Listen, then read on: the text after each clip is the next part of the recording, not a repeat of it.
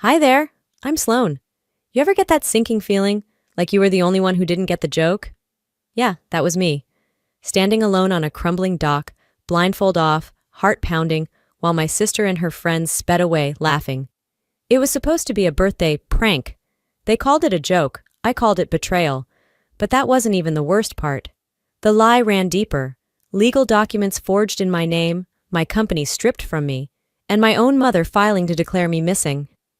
And what if I hadn't come back? Well, there was a life insurance clause for that too. Now, I'm living on a yacht I bought myself, under a name they don't know, in waters they'll never reach. But tell me, how does a family go from brunch invitations to plotting your disappearance? Stick around. You're going to want to hear this.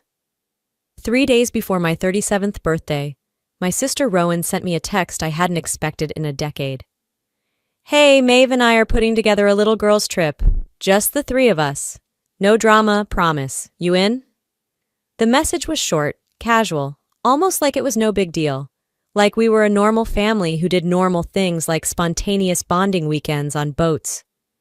I stared at it on my phone screen, letting the silence of my living room wrap around me. Asheville had turned cold again, as if spring had changed its mind.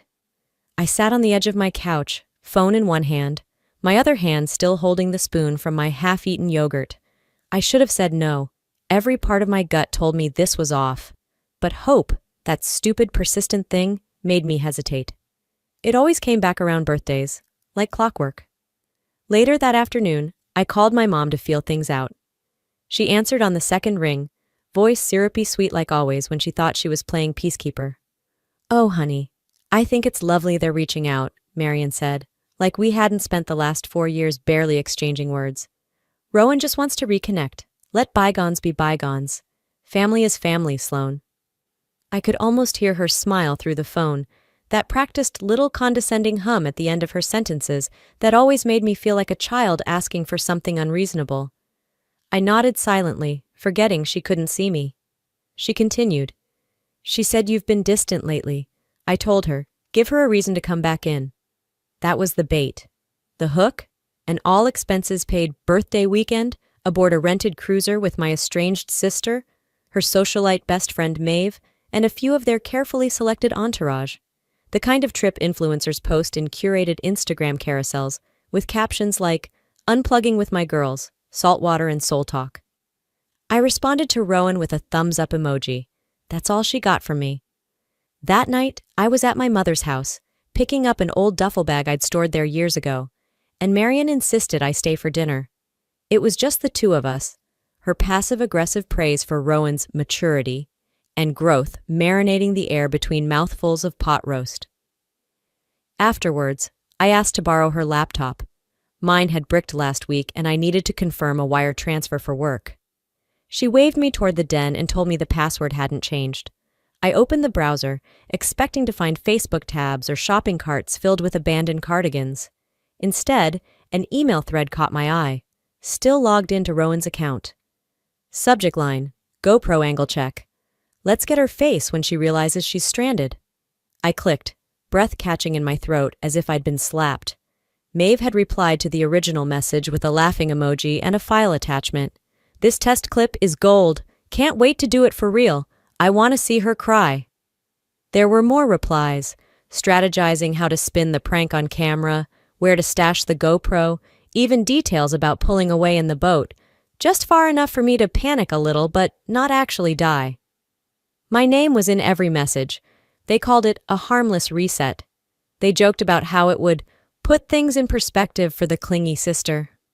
Maeve even referred to me as the legacy leech. I sat there for a full minute, letting the words etch themselves into my skin. My fingers moved before my mind did. I logged out, wiped the search history, and closed the laptop as if it had never been opened. I didn't tell my mom. I didn't scream or cry or flip the table. Instead, I walked outside, sat in my car, and stared at the dashboard until my reflection in the windshield steadied. This wasn't the first betrayal, just the most sophisticated. People like Rowan didn't start with something this big. They built up to it. A comment here, a forgotten invite there.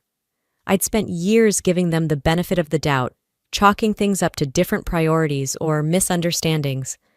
That ends now. Back at my apartment, I unlocked the encrypted folder on my phone labeled Avery Lane. It wasn't a name anyone knew me by, just a pseudonym I'd used when corresponding with a yacht broker down in Florida, a retired Navy captain selling his last boat to the right kind of investor. Avery Lane had been asking the right questions. She'd booked a viewing for this weekend, under the guise of exploring offshore startup ventures. Rowan and Maeve didn't know it, but I had planned this weekend too, only not for champagne toasts or apology selfies. While they plotted how to leave me behind, I'd been planning how to finally get away from all of them, for good. And that boat? It wouldn't just be a purchase, it would be proof that I was done being the joke, the afterthought, the woman they laughed at over group chats and cheap wine. I checked the group text Rowan had sent earlier, confirming the pickup time. Friday, 10 a.m. sharp, pack light. I typed back one word. Can't wait. The next morning, I woke up to sunlight cutting sharp across my bedroom wall. Too bright for comfort, too clean for what I dreamt about. My stomach still had that faint churn, like I'd eaten something off the night before. Only it wasn't food poisoning. It was the bitter taste of pretending everything was fine. Rowan had texted again just after 8. Brunch planning at the lake house. Come early if you can. We've got stuff to prep. The emojis made my skin itch. I pulled on a hoodie, tied my hair into a low knot, and drove with the windows down. The road out to the lake curved through tall Carolina pines, the kind that let just enough sun in to warm the top of your knees, but still held a shadow behind every tree. The kind of road you could get lost on, and no one would know unless they bothered to look. When I got to the house, Maeve's car was already in the driveway, along with a red Tacoma I didn't recognize, probably Ellis's or Wes's. The whole place looked like it belonged on a real estate brochure for curated rustic retreats, complete with cedar siding, Adirondack chairs, and a cooler filled with seltzers on the porch. I knocked once and stepped inside. "Hello?" Rowan's voice called from somewhere out back. "We're just setting up. Make yourself at home." I kicked off my shoes and wandered through the house. I was going to look for the bathroom, maybe wash my face before putting on the fake smile I'd spent a decade perfecting. But as I passed the kitchen, I heard laughter, low, familiar, sharp. I followed it like a bloodhound. The sliding door to the back patio was cracked open just enough to hear every word. Maeve was already buzzed, her voice like broken glass on tile. "We just gotta get her face when it hits her. Like really hits her. Imagine it, she's all, 'Wait, where are you guys going?' And we're like, 'Oops, priceless.'" Rowan laughed so hard she wheezed. "She's always been the dramatic one. This'll finally prove it. A few hours on that island and she'll melt down, just like always. We'll frame it like some emotional reset." I didn't breathe. Ellis chimed in, "We'll call it emotional boot camp. Turn off the Wi-Fi, leave her a granola bar, and let her cry into the bushes." Wes, the only one who sounded remotely uneasy, muttered, "This is borderline illegal, you know. Like, what if something actually happens to her?" Maeve snapped back, "God, Wes, grow a spine. It's not like we're dropping her in the ocean." Rowan added, "Exactly, it's an island. People kayak there all the time. It's not like she's gonna die. Worst case, she gets a sunburn and a new perspective." Maeve, or a therapy bill. They all burst out laughing. I backed away from the patio door so quietly, my own heartbeat seemed too loud. I walked down the hallway and stood in the laundry room for a full minute, staring at the washing machine like it had answers. The old version of me, the one they still thought they were dealing with, would have burst through that door and called them every name I could think of, would have thrown something, made a scene, confirmed their script. But the version of me standing in that hallway, she didn't need to yell, she needed to listen, so I did.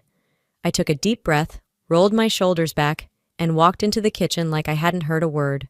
Rowan was pouring mimosas. "There she is. Want orange juice or grapefruit?" "Whatever's cold," I said, my voice even, my smile practiced. "This place is beautiful." She lit up like a brand rep. "Right? We thought it would be a fun send-off spot before the boat tomorrow, low-key. Just the girls and no drama."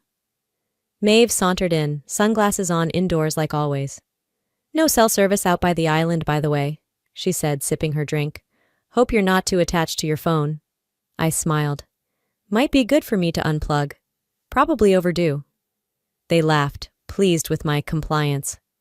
Rowan handed me a croissant and launched into a monologue about the playlist she'd made for the boat ride. I nodded in all the right places, even complimented the linen napkins she'd folded into tiny boats. Inside, I was counting seconds, measuring how long each smile lasted, noticing who looked away first when I made eye contact. They didn't see it, but I was watching everything. By the time I got home that night, I'd placed 3 orders: a solar-powered phone charger, a waterproof pouch for my documents and backup drive, and a burner SIM card for international use. Then I scheduled a call with Captain Donnelly. Avery Lane had a few more questions before finalizing her yacht visit. I wasn't just playing along now. I was setting the terms of my own departure. The morning air felt too clean, like the world was trying a little too hard to act normal. I showed up exactly at 9:59 a.m., 1 minute early, just like they'd asked. The dock smelled of brine and motor oil, and the rented boat, an obnoxiously shiny cruiser, was already buzzing with fake excitement. Rowan stood at the edge of the pier with her hands on her hips, dressed in white linen, like some dollar store version of Martha Stewart. Maeve waved at me from the bow with a mimosa in one hand and a phone in the other, probably already recording. "Happy birthday, birthday girl!" she yelled with that smugness she couldn't hide if her life depended on it. "Big day," Rowan added, hugging me like she was squeezing out guilt. I smiled. "This'll be fun." Wes handed me a paper cup of lukewarm coffee. His eyes didn't quite meet mine. Ellis just gave me a lazy head nod and went back to fiddling with the sound system. About 20 minutes into the ride, the boat started veering off the main coastal path, deeper into inlet waters that looked like they hadn't seen tourists in years. Thick with marshland, driftwood, and silence.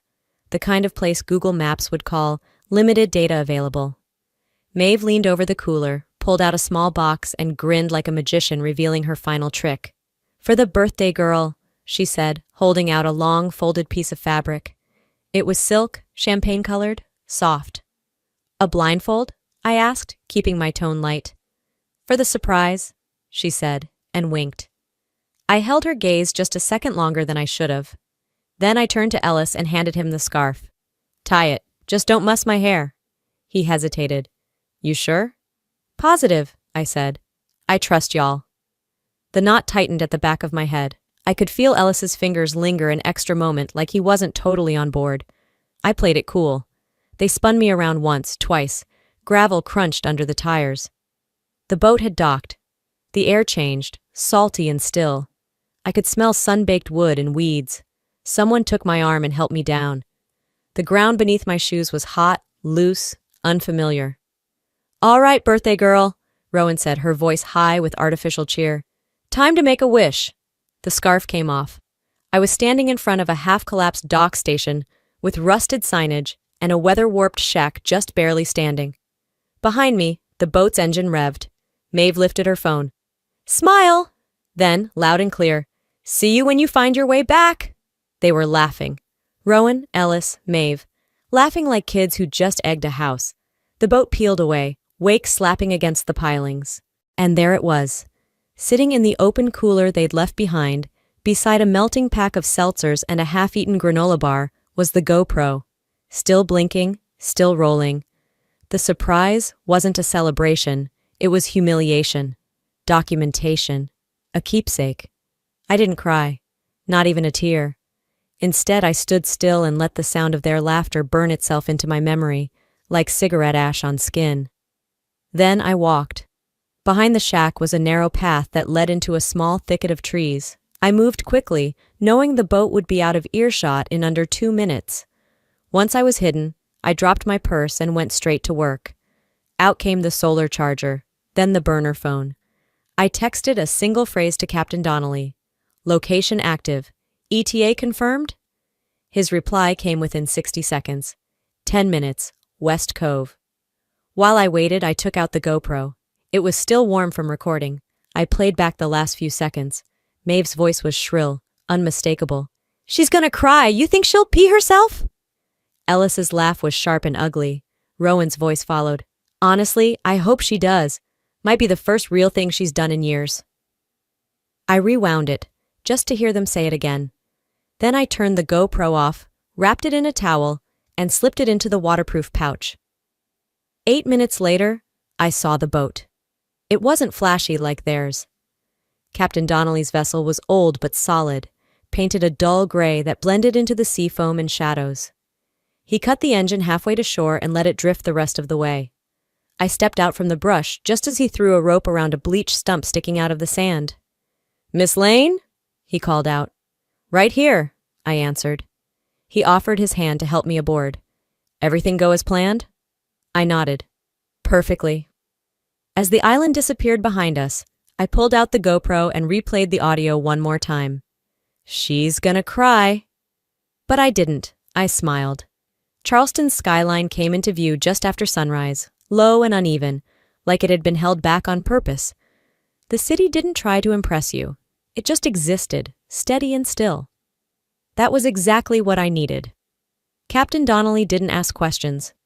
He handed me a small duffel bag I'd left with him earlier in the week, full of carefully packed clothes and a manila folder marked with my pseudonym, Avery Lane. The only ID inside was a temporary license from Montana, fake but high grade, enough to get me into any hotel without raising an eyebrow. "I'll circle back in 4 days," he said, tightening the rope to the dock behind the quiet marina. "But you won't need me again, will you?" "No," I said, stepping onto the wooden planks. "I think I've got it from here." He nodded and disappeared without a goodbye. I found a boutique hotel tucked between two art galleries on a quiet block near Broad Street. Its front desk clerk didn't ask questions when I slid the license across the counter and paid in cash. My name for the next week was still Avery Lane. The room was small, white curtains, antique desk, coastal paintings that looked more like stock images than art. But it was clean, quiet, and invisible. That's all I needed. The first thing I did was pull the SD card from the GoPro and lock it inside the hotel's wall safe, along with my burner phone and passport. I didn't bother unpacking. I didn't sit. I didn't even eat. Instead, I turned on the TV. Within seconds, I found it. Local news. Breaking banner across the bottom. Woman missing off island coast. Family pleads for help. There she was. Rowan, standing at a podium with a Charleston County Sheriff's deputy just behind her, putting on the performance of a lifetime. Her voice was breathy, cracking just enough to sound authentic. "She's always been sensitive," she said, blinking at the cameras. "She's struggled with emotional regulation since we were kids. We thought this trip might help, might give her peace. But now she's missing, and we're scared. I'm scared." Maeve was behind her, dabbing her eyes like a soap actress on her third DUI. She leaned into the mic just enough to catch the cameras. "Sloane's not well. We didn't want to say it before, but she hasn't been stable for a long time. We just want her home." And then my mother, Marion, regal in her pearl earrings, hands folded like a preacher's wife. "My daughter has a history of delusions," she said flatly. "She imagines betrayal where there is none. She isolates, sabotages. This is a pattern." A dull throb hit the back of my neck. Not rage, not sadness, recognition. This wasn't new.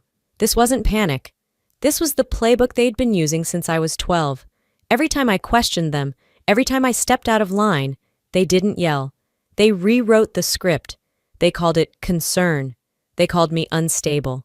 I picked up the hotel remote and threw it at the wall. Not hard, not like a tantrum, just enough to hear it crack. Then I sat down and took notes. Names, statements, verbatim. And I ordered the transcript. The power in this moment wasn't in screaming back. It was in silence. Documentation. Strategy. If I showed my hand now, they'd spin it, frame it, say I forged it all, that I edited the video, that I was paranoid. Alone. So I waited. I pulled the GoPro footage back up, transferred it onto my private laptop, the one Rowan didn't know existed. I watched them all, over and over, laughing as they planned to leave me. I slowed the video, time-stamped the worst moments. Maeve. "She's gonna cry, maybe wet herself, that's viral content." Rowan. "We'll say she needed space, we'll say she walked off." Wes. "Y'all sure this is smart?" Ellis. "Smart? It's genius." I didn't flinch. I wrote it all down. Then I opened my email. There was only one name I could think of: Alden Reed. I'd met him at a business conference 3 years ago. He ran a private investment group out of Paris, discreet but effective. We'd talked for 20 minutes at a vendor mixer, long enough for him to remember my brain, not my baggage. Subject: possible collaboration. Body: Mr. Reed, it's been a while. I think I'm ready to talk business. Also, there's a story you might want to hear. Best, Avery Lane. I clicked send. 10 minutes passed, then 20, then my inbox pinged. One sentence. Come to Paris, bring the footage. I booked the next available flight out of Charleston. No checked bags, no return ticket. I traveled as Avery Lane and spoke only when necessary. By the time the plane touched down in Paris, I'd already decided this wasn't about hiding. This was about reclaiming my name on my terms. Alden's assistant met me at Charles de Gaulle holding a sleek black sign that simply read, Miss Lane. No drama, no fanfare. Just a driver in a tailored coat, an unmarked black car, and the kind of silence that felt like sanctuary. The drive to Alden's office was quiet, the city drifting past in tones of ash and gold. We pulled up to a building tucked into the 8th arrondissement. All old stone and understated wealth. No brass plaques or company logos, just power wrapped in discretion.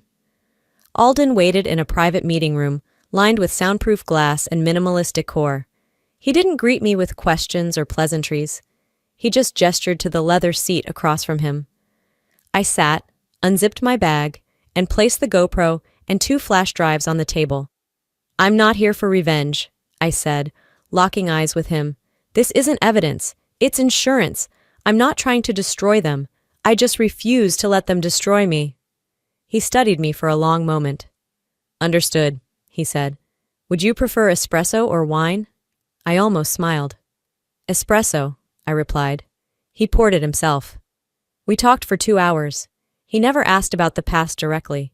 No curiosity about the boat or the betrayal. Instead, he asked about my company, Devon Concepts, what we'd built, who held the patents, where the real value lived. I remember your name from a financial journal, actually, he said, clicking through a profile on his tablet. You were featured for your AI logistics model 2 years ago, quietly revolutionary. And now, your name's nowhere. I leaned back, arms folded. They've been working on that. He didn't need to ask who they were. Later that afternoon, Alden introduced me to his legal consultant, Madame Cazalet. Elegant, blunt, French, deadly efficient. She pulled out a folder with printed documents and set them in front of me like they were nothing. Your mother, Marion Devon, has filed to assume temporary control of Devon Concepts, she explained, switching to flawless English. Filed as medical leave. The form lists mental incapacity due to suspected trauma or voluntary disappearance. Effective immediately. My mouth went dry. That's not all, she continued, sliding a second file across the table. Your family has begun petitioning the North Carolina courts to declare you legally missing. Testimonies from Marion, Rowan, and a third woman, Maeve Cartwright, state that you exhibited erratic behavior prior to your trip. They claim you were under emotional distress, possibly suicidal. I didn't speak. I just stared at the pages, at the lies dressed in soft concern. The phrases hit like ice. We love her, but we were worried. She pushed people away. She always carried that darkness. They weren't satisfied with pushing me out. Now they wanted to erase me. I closed the folder carefully. I didn't cry. I didn't scream. I simply stood and walked out of the meeting room, past the assistant, past the front desk, until I reached the quiet street outside. Paris was alive. Bakers setting out fresh pastries, couples arguing over which metro line to take, children tugging at their mother's sleeves. And here I was, walking along the Seine, invisible in a city that didn't care what your last name was. They used to say I was the fragile one, that I overreacted, that I couldn't take a joke. They'd laugh while I cleaned up the messes they left, at work, at home, during holidays. I stayed late when the developers quit. I answered phones while they posed on beaches for their girl boss Instagram reels. I built the thing they're trying to steal. Now they call me unstable. I stopped at the Pont des Arts Bridge and leaned on the railing, the wind tugging at my coat. I thought about all the nights I stayed in the office until 3 a.m., coding through blurry eyes while Rowan slept off martinis on my couch.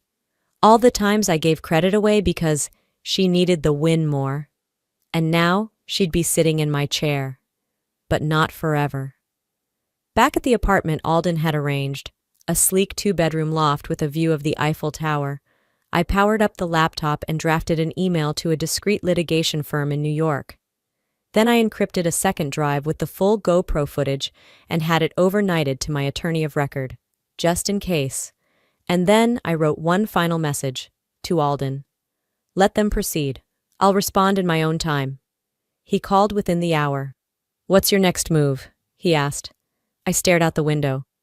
Whatever makes them believe they've won. The next morning, I woke to a flagged email marked, Urgent Beneficiary Update in all caps. It was from a legal assistant I hadn't heard from in over a year, Terry Klein, someone who used to handle my old insurance policies before I shifted everything in-house. The message was short. One sentence. Change of beneficiary confirmed. Per submitted health concerns. Attached was the updated documentation. My name, my birth date, my policy number, my mother's name, Marion Devon, listed in bold as the 100% primary beneficiary. If I died tomorrow, she'd collect everything. Quietly, legally. I stared at the screen, my hand frozen midair. Not from surprise, just from the confirmation that this was never just about humiliating me or shaming me out of my own company. This was about wiping me off the board completely. If not in flesh, then on paper.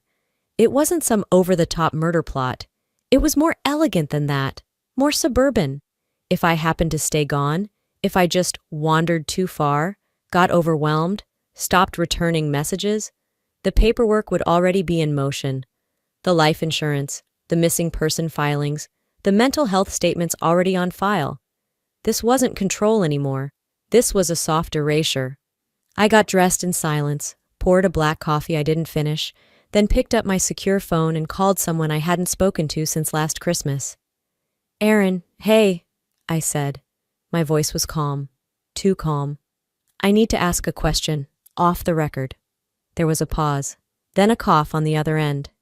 Erin worked in the records department at the Buncombe County Courthouse.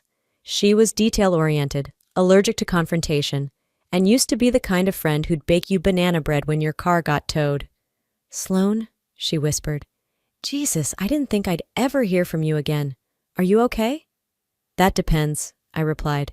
Can you tell me why a document transferring insurance beneficiary rights was pushed through without notice to the policyholder? Specifically one where the policyholder was missing? Dead silence. I didn't speak again. I waited. Eventually, she sighed. I didn't process it myself, but I knew about it. There was pressure. What kind of pressure? Her voice dropped lower. Your mom made a donation to the county scholarship fund, like 2 days before the update. A big one. It wasn't illegal exactly. But she told the clerk it was urgent and gave all the supporting psych documents. Your sister's name was on the cover letter. And you didn't say anything. Aaron swallowed hard. I could hear it. I needed help with my son's tuition. The donation covered his final semester. They said you were gone, Sloan. They made it sound like you weren't coming back. I didn't scream. I didn't even raise my voice. I get it, I said flatly.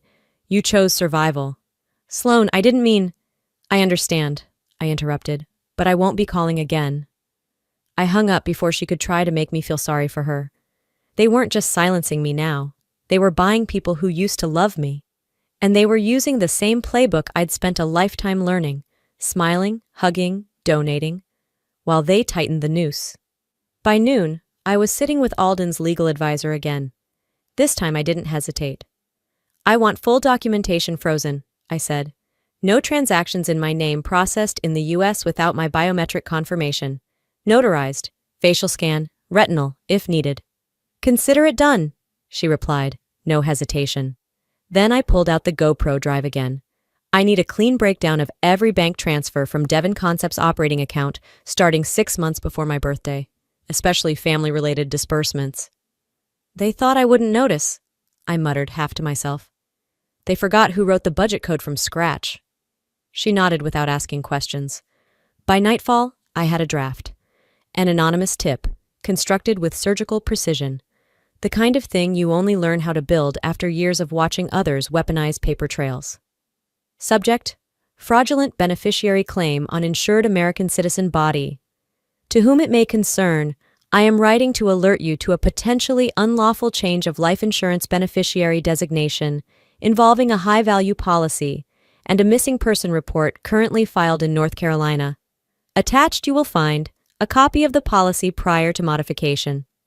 The newly submitted change request, medical claims and third-party statements fabricated to support presumed death testimonies, contradicting mental health claims, time-stamped GoPro footage as corroboration. I hit send, not because I needed them to act immediately, but because I needed it documented, needed it in motion, one breadcrumb at a time. As I closed my laptop, I whispered into the quiet Paris night, "Try stealing from a woman who's still breathing." The phone rang and Alden's name flashed on the screen. It woke me up to the new day. I picked it up on the second ring. "Get dressed. Now. We have a problem." Within the hour, I was sitting across from him in a marble-paneled conference room, the kind where secrets weren't whispered. They were documented.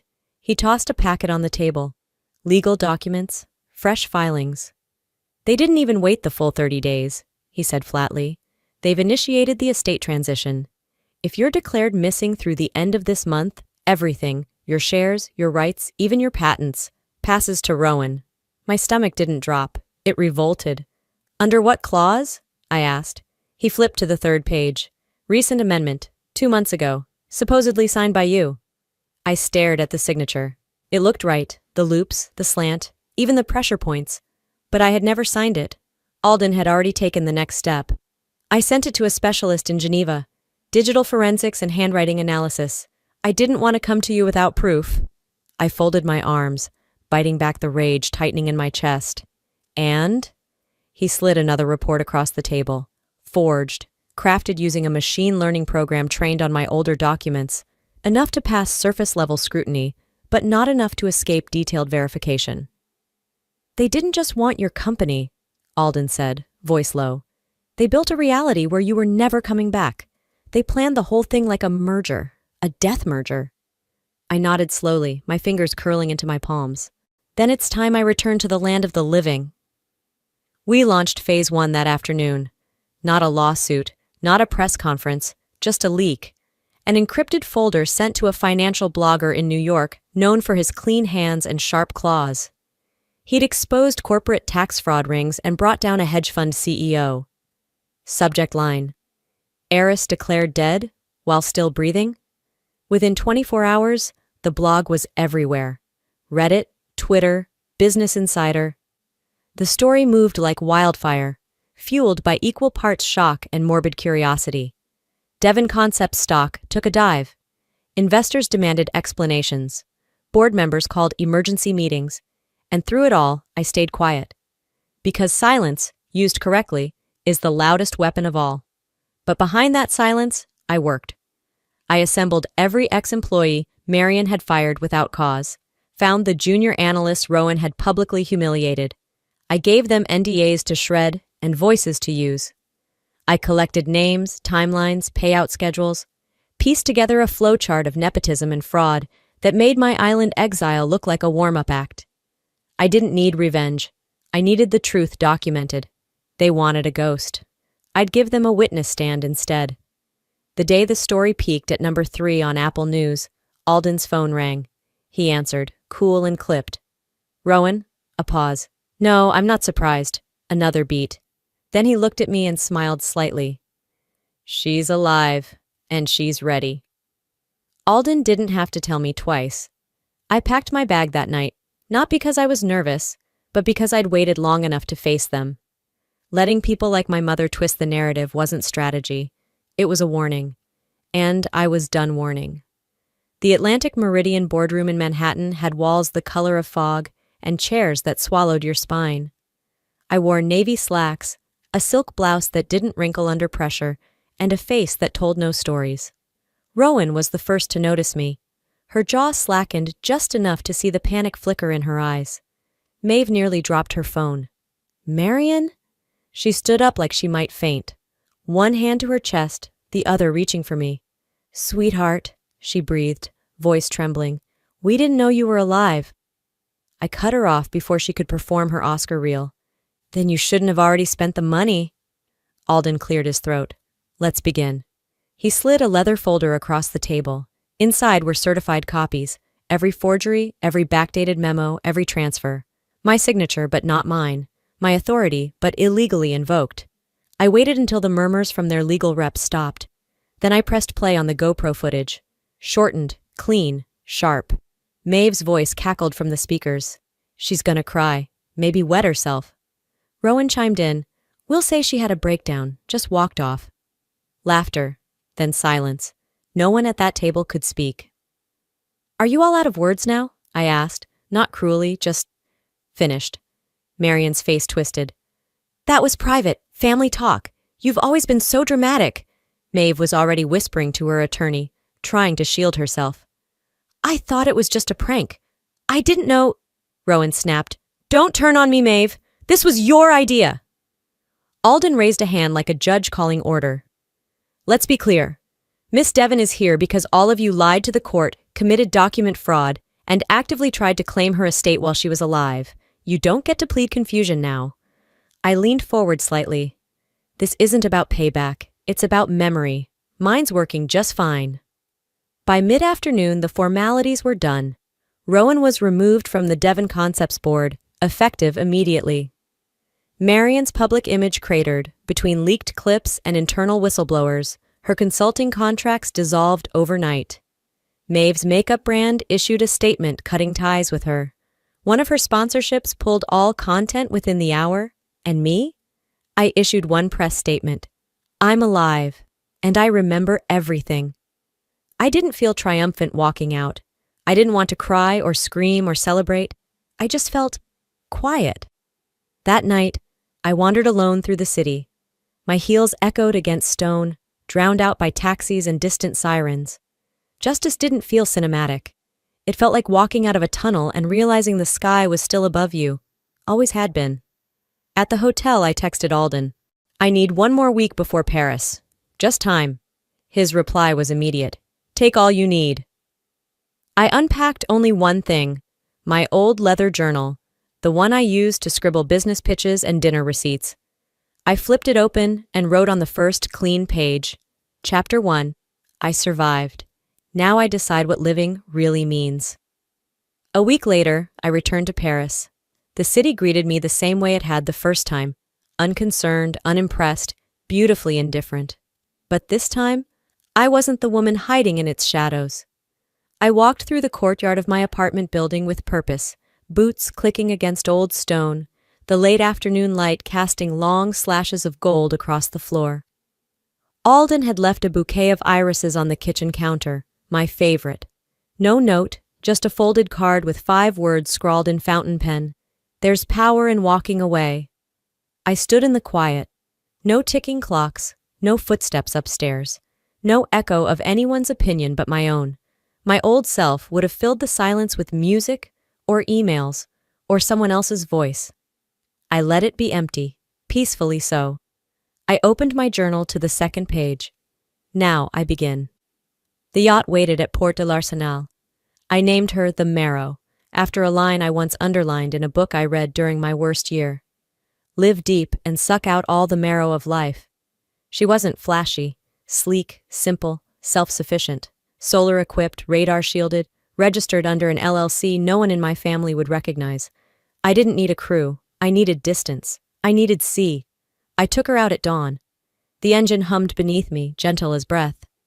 No champagne bottle cracked across her bow. No send-off from weeping onlookers. Just me, barefoot, navigating past the last slip of the city skyline. There's something holy about water that stretches farther than your past. It erases things without asking permission. It lets you start over, not because you deserve to, but because you finally said, enough. I brought no keepsakes, no heirlooms, not even photos, just my passport, my journals, and the flash drive with my story. They took my title, my company, but not my mind, not my story, not this vessel slicing the sea like a second chance. Rowan's letter arrived via Alden, slipped into an envelope as thin as her apologies. It wasn't long, just one line. I didn't think you'd ever fight back. No, I'm sorry. No, we were wrong.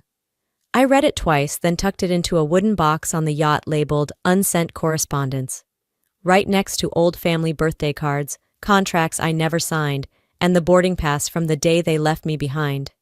Closure isn't about forgiveness. It's about knowing what you no longer need to carry. I don't hate Rowan. I don't wish ill on Maeve or even Marion. I just wish them gone. From my thoughts, my calendar, my horizon. Today I floated 3 miles off the coast. The sun hit the water like a blessing. I brewed tea and wrote my final journal entry. I didn't just survive them. I survived the me who thought she needed their love to matter. The satellite phone pinged. Alden again. He needed me to review a proposal for a women's fund we were launching. Survivors, startups, stories that couldn't be erased. I smiled and typed back, "Give me 2 hours, I'm drifting." Then I closed the lid on my laptop, stepped onto the deck, and let the wind take my hair like a ceremony. I'm not rebuilding the life they tried to steal. I'm building one they never imagined I'd claim. I'm no longer the girl they left behind. I'm the woman who sailed away.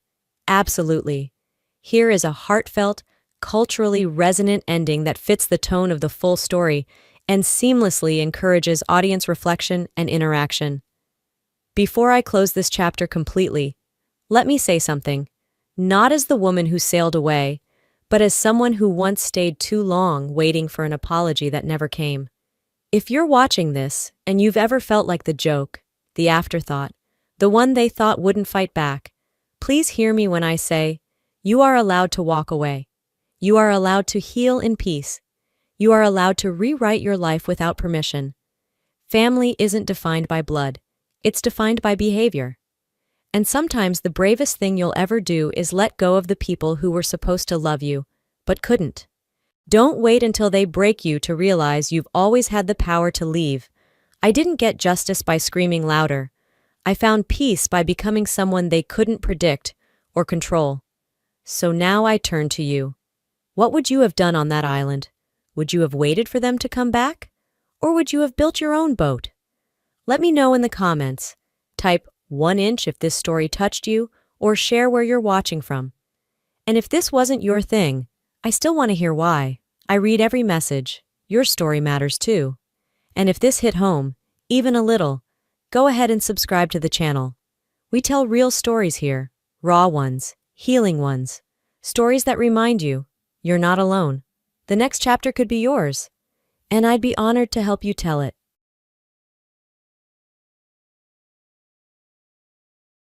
Hey, I'm Sarah. Before I dive into my story, don't forget to like and subscribe to hear more about how I navigated one of the toughest nights of my life, an experience that completely changed everything for me. Thanks for tuning in. The evening was meant to be a celebration, hosted at Mrs. Whitmore's lavish home. The setting was perfect, with crystal chandeliers casting a warm glow over the fine china that adorned the table. It was a joyous family dinner, or so I thought. I was eager to share the news of my recent promotion, a significant step up in my marketing career. I remember smoothing out my dress and taking a deep breath, ready to reveal my achievement, expecting smiles and congratulations. As the appetizers were served, I leaned towards my husband Tom and whispered, "I have some great news." He nodded, encouraging me to continue. Turning to the family, I announced, "I've been promoted to Senior Marketing Director." But instead of applause, I was met with a chilling silence. Mrs. Whitmore's eyes narrowed, her lips pressing into a thin line. She leaned towards Tom and hissed just loud enough for me to hear, "Is this what we raised him for?" To be overshadowed by his wife's career. Tom, who had always been supportive, seemed to shrink under his mother's gaze. His smile faded, and he withdrew his hand from mine under the table. I tried to salvage the moment, saying, "It's a great opportunity for us, Tom.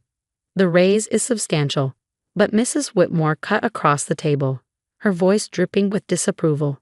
"What about starting a family, Sarah? Do you think money can replace the joy of children?" Tom joined in, his tone suddenly cold. "Yeah, Sarah, when are you planning to settle down a bit? This career isn't everything." I felt a sting, not just from his words, but from the betrayal in his voice. "I thought you were proud of me," I responded, my voice trembling. The main course was served, and the conversation shifted to other topics. But the tension simmered, much like the pot roast on our plates. Tom's demeanor grew increasingly hostile, mirroring his mother's disapproving frowns. Dessert had just been placed on the table when Tom abruptly stood, throwing his napkin down. "You should know your place, Sarah. You're my wife, not my competitor." His voice boomed through the dining room. I stood up, my heart pounding. "Being your wife doesn't mean I have to give up on my dreams, Tom. I deserve respect, not this." Then, in a flash that still plays out in my nightmares, Tom raised his hand and struck me across the face. The sound echoed, a sharp crack that silenced the room. I stood frozen, hand to my cheek, as pain spread and every pair of eyes at the table stared in stunned silence. Without a word, I turned, my chair scraping loudly against the hardwood floor. I walked steadily to the foyer, my mind racing. The echo of my heels on the marble floor marked the drumbeat of my escape. I grabbed my purse, not bothering to look back, and stepped out into the cool night air. The door closed behind me with a soft click, signifying the end of one chapter and the terrifying start of another. At that moment, I knew my marriage was over. I had to leave to find my place where ambition wasn't a sin. I needed to breathe, to find myself again after being lost in someone else's shadow. As I drove away, the house shrinking in my rearview mirror, I felt a mix of fear and relief. I was alone, truly alone, but for the first time in a long time, I felt a spark of something fierce and bright, freedom. It was the beginning of a new journey, and I was ready to see where it would lead me. Waking up in my small sunlit apartment the next morning felt like the first day of a new life. The events of the previous night seemed both distant and painfully fresh. My phone buzzed continuously with messages of concern and confusion from friends who had heard whispers of the incident. I ignored them, focusing on what needed to be done. The first thing I did was call a recommended divorce attorney. "I need to file for divorce," I said firmly as soon as the call connected. "It's urgent." "Understood," the attorney replied. "I'll prepare the initial paperwork. Can you come in this afternoon to go over the details?" "Yes, I'll be there." Hanging up, I felt a small, victorious thrill. There was no going back now. At work, I tried to maintain a semblance of normalcy, though my mind was elsewhere. My boss, Mr. Daniels, noticed my distraction. "Everything all right, Sarah?" "I'm dealing with some personal issues, but I'll manage." "Thank you. If you need time off." "No, I'd rather keep busy." "Thanks." He nodded, understanding. "Let me know if you need anything." Grateful, I dived into my work. The familiar tasks were a welcome distraction, and my colleagues were supportive, making it easier to breathe amidst the chaos of my personal life. "Heard about last night, Sarah. Are you okay?" Jenna, one of my closest friends at work, asked. "It's been tough, Jenna, but I'll get through it." "You're stronger than you think. And hey, if you need a place to crash or just hang out, my door is always open." "Thanks, Jenna. I might take you up on that." "Drinks after work?" "My treat," she said with a smile. That evening, over drinks, Jenna and I talked about everything. Despite the turmoil in my crumbling marriage, I found relief in moments of laughter and normalcy, even if just for a few hours. When I finally returned to my apartment, I checked my phone. Several missed calls from Tom. I debated whether to call him back, but decided against it. Instead, I sent a text. "I've filed for divorce. Please respect my space during this time." His reply was immediate, filled with desperation. "Can we talk about this, please, Sarah?" "I didn't mean." I responded firmly. "I need space, Tom. Good night." As I put away my phone, a mix of emotions swirled within me: sadness, relief, anger. But above all, determination. I was free now, or at least on the path to freedom. Looking around my sparse but cozy apartment, I felt a deep sense of peace. This was my space, my sanctuary. No one here could hurt me. I thought about Tom, about how his own choices, influenced by his mother's toxic views, had led him to this point. He had isolated himself from the person who had stood by him all these years. It was sad, really, how he had let his better judgment be clouded. But that was no longer my problem to solve. That night, as I lay in bed, I realized I was no longer just surviving. I was stepping into a phase of life where I could finally start living. Tomorrow, I would be stronger, and the day after, even more so. This was just the beginning, and I was ready for whatever came next. As my career soared to new heights, I became deeply involved in larger, more impactful marketing campaigns. My network expanded as I connected with influential figures in the industry, hosting webinars and leading workshops that highlighted my expertise and leadership. One busy Monday morning, while reviewing campaign proposals, my phone buzzed. A call from Lisa, a well-known industry contact. "Sarah, I heard through the grapevine about your personal situation. I'm sorry you had to go through that," Lisa began, her tone sympathetic yet professional. "Thanks, Lisa. It's been tough, but I'm managing. Listen, I've been thinking. There's an opening for a conference speaker next month. The topic is resilience in leadership. I believe your experience, both professional and personal, would really resonate. What do you think?" The offer took me by surprise, but it was an opportunity I couldn't pass up. "I'd be honored, Lisa. Thank you." As my reputation grew, so did the whispers about Tom's behavior. It wasn't long before these murmurs reached the ears of those who once respected him. During a routine industry meetup, I overheard snippets of conversations about Tom. "He's looking for work again," one executive muttered to another. "After what he did to Sarah, who would hire him?" The other replied, shaking his head. Meanwhile, Tom struggled in his professional world, a stark contrast to my thriving career. He tried to reach out several times, attempting to repair his tarnished image. One afternoon, I received a text from him. "Can we meet? I need your help." Against my better judgment, I agreed to a brief coffee meetup. "Sarah, I'm sorry. I was wrong," Tom started, his voice low. "I've lost so much. I can't find work anywhere. It's like all the doors are closed." "I'm not in a position to rewrite the past, Tom. You made certain choices, and now you're facing the consequences. But you could help me. Talk to people. Tell them I've changed. The professional community talks, Tom. They know what happened. It's not just my story anymore. It's about the choices you made." Leaving the cafe, I felt a mixture of pity and resolve. Tom was learning a hard lesson about respect and consequences, one he had brought upon himself. Back at work, I dove into my projects with renewed vigor, determined to use my experiences to empower others. It was a bittersweet realization that sometimes personal trials could lead to professional triumphs. But as I looked ahead to new projects and opportunities, I knew I had made the right choices for myself, forging a path that was true to my values and my vision for the future. With the finalization of my divorce, it felt like I could finally exhale after holding my breath for so long. This new chapter wasn't just about moving on. It was about taking everything I'd learned and using it to fuel my future. At work, my role expanded beyond my day-to-day responsibilities. I started a mentorship program for young women in marketing, driven by my own experiences of overcoming adversity. It was during one of these mentorship sessions that I met Ava, a bright and ambitious intern who reminded me so much of myself at that age.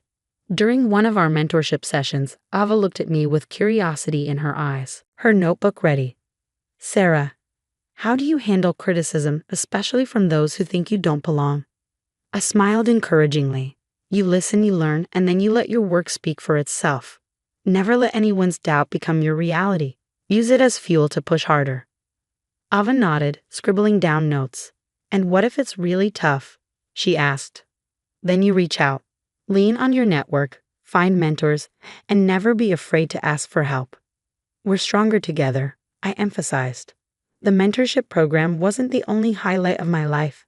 My social circle had also expanded. I was frequently invited to speak at industry events and social gatherings where I shared my journey. At one such event, a networking dinner for leading marketing professionals, I was approached by Derek, a former colleague who had heard about my recent achievements. "Sarah, I must say, your talk was inspiring. How do you keep pushing forward after everything?" Derek asked, his admiration evident. "It's about not letting your past define your future," I responded, accepting the compliment with a nod. "Every challenge is a stepping stone to something greater." Our conversation soon shifted from casual to a deeper discussion about potential collaborations. "Sarah, have you ever considered writing a book? Your story could inspire so many," Derek suggested. The idea intrigued me, and by the end of the night, I had exchanged contact information with a publisher who was also at the event. It seemed like every social interaction opened a new door, a testament to how far I'd come. As my professional and personal growth continued, so did my confidence. I hosted workshops, led campaigns, and became a voice for resilience and empowerment in the marketing world. Each speaking engagement and workshop felt like I was not just sharing my knowledge but also healing myself, turning past pains into lessons for others. After a long day of back-to-back events, I lay in bed, reflecting on how much my life had transformed. I was no longer the woman who sat at that dinner table silently suffering. I was a leader, a mentor, and a survivor who had turned her trials into triumphs. This wasn't just a new beginning. It was a vibrant, fulfilling continuation of a journey that I was proud to claim as my own. Months passed, and the echoes of my past with Tom had largely faded into a quiet murmur, overshadowed by the vibrant life I was leading. Yet one afternoon, during a coffee meetup with a mutual friend, Melissa, those old echoes stirred back to life. "Sarah, Tom's been asking about you," Melissa said cautiously. "He's really struggling. Says he regrets everything." I sipped my coffee, considering her words. "People often regret when they feel the consequences of their actions," I replied evenly. "He wants to talk, maybe apologize. He seems sincere, Sarah." "Melissa, I appreciate you telling me, but that part of my life is over. I've moved on," I said with finality. Melissa nodded, understanding the firmness in my voice. We changed the subject, leaving Tom's regrets where they belonged, in the past. Despite Tom's attempts to reach out through messages and calls, I remained firm in my decision to keep my distance. Each attempt was met with silence from my end. It wasn't out of spite, but out of a necessity for my well-being. My journey had taught me the importance of boundaries and self-respect. In the months that followed, my professional life flourished even more. I spoke at conferences, led innovative marketing campaigns, and watched my mentorship program grow. The impact I was making felt real and fulfilling. My story, shared on platforms and in workshops, resonated with many, becoming a beacon for those navigating their own battles against adversity. One evening, reflecting on the past year, I realized the depth of my transformation. I had not just survived, I had thrived, crafting a life rich in success and significance. The knowledge that Tom was out there, regretting his choices, was not a source of satisfaction, but a somber reminder of the consequences of disrespecting and undermining others. As I closed my journal, filled with plans and reflections, I felt a profound sense of peace. My past with Tom had catalyzed a journey of empowerment and achievement. My triumph wasn't found in his downfall, but in my rise, in my unyielding resolve to turn pain into power, and in my dedication to live a life defined by my values and visions. As we conclude this story, I'd love to hear from you. Do you think Sarah was justified in completely cutting Tom out of her life? Share your thoughts below, and if you enjoyed this story, don't forget to like and subscribe for more.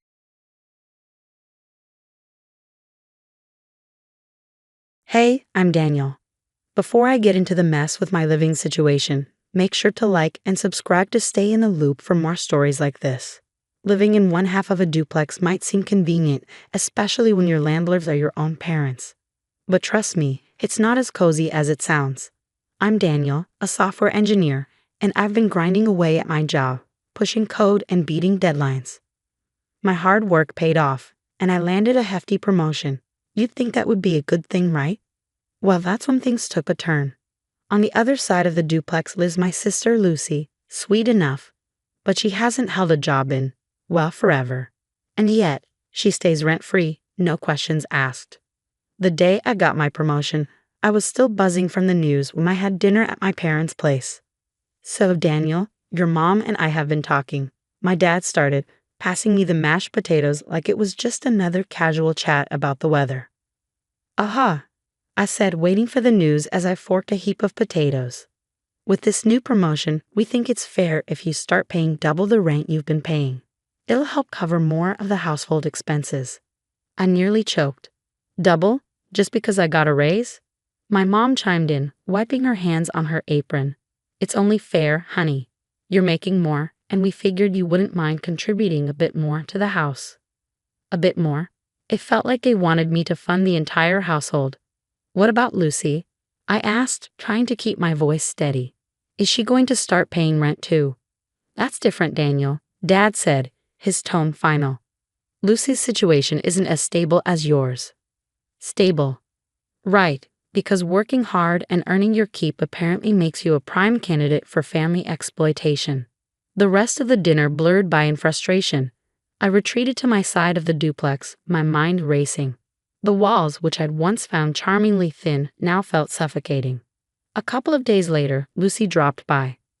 "Hey, I heard about the rent hike," she said, leaning on my kitchen counter as I brewed some coffee.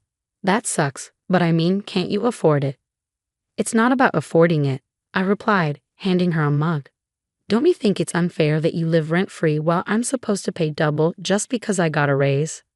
Lucy shrugged, a little too nonchalantly. "I guess, but what can you do? They're our parents." "What can you do?" I thought about that a lot. Was I just supposed to accept this because they were family? The whole situation felt like a slap in the face for trying to be successful. One evening, I decided to talk to them again. I invited them over, hoping to make them see reason. "I've been thinking about this whole rent situation," I began once we'd all settled in the living room with cups of tea.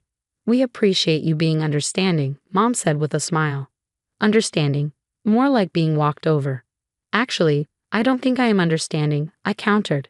"Why should I be penalized for being successful? And why isn't Lucy expected to contribute?" Dad's eyebrows shot up. "Penalized? Son, we thought you'd be proud to help out more." "I am proud to help, but not at the expense of fairness. This arrangement doesn't make sense." They exchanged looks, the kind that told me this conversation was over before it even started. "Well, think about what you said," Dad finally offered, but his non-committal tone said it all. I was left to stew in my thoughts, the weight of family expectations bearing down on me. How was I going to navigate this without burning bridges? Or was it time to stand my ground, even if it meant shaking up our family dynamics? As I turned these thoughts over, I realized that sometimes standing up for yourself is hardest when it's against the people you love.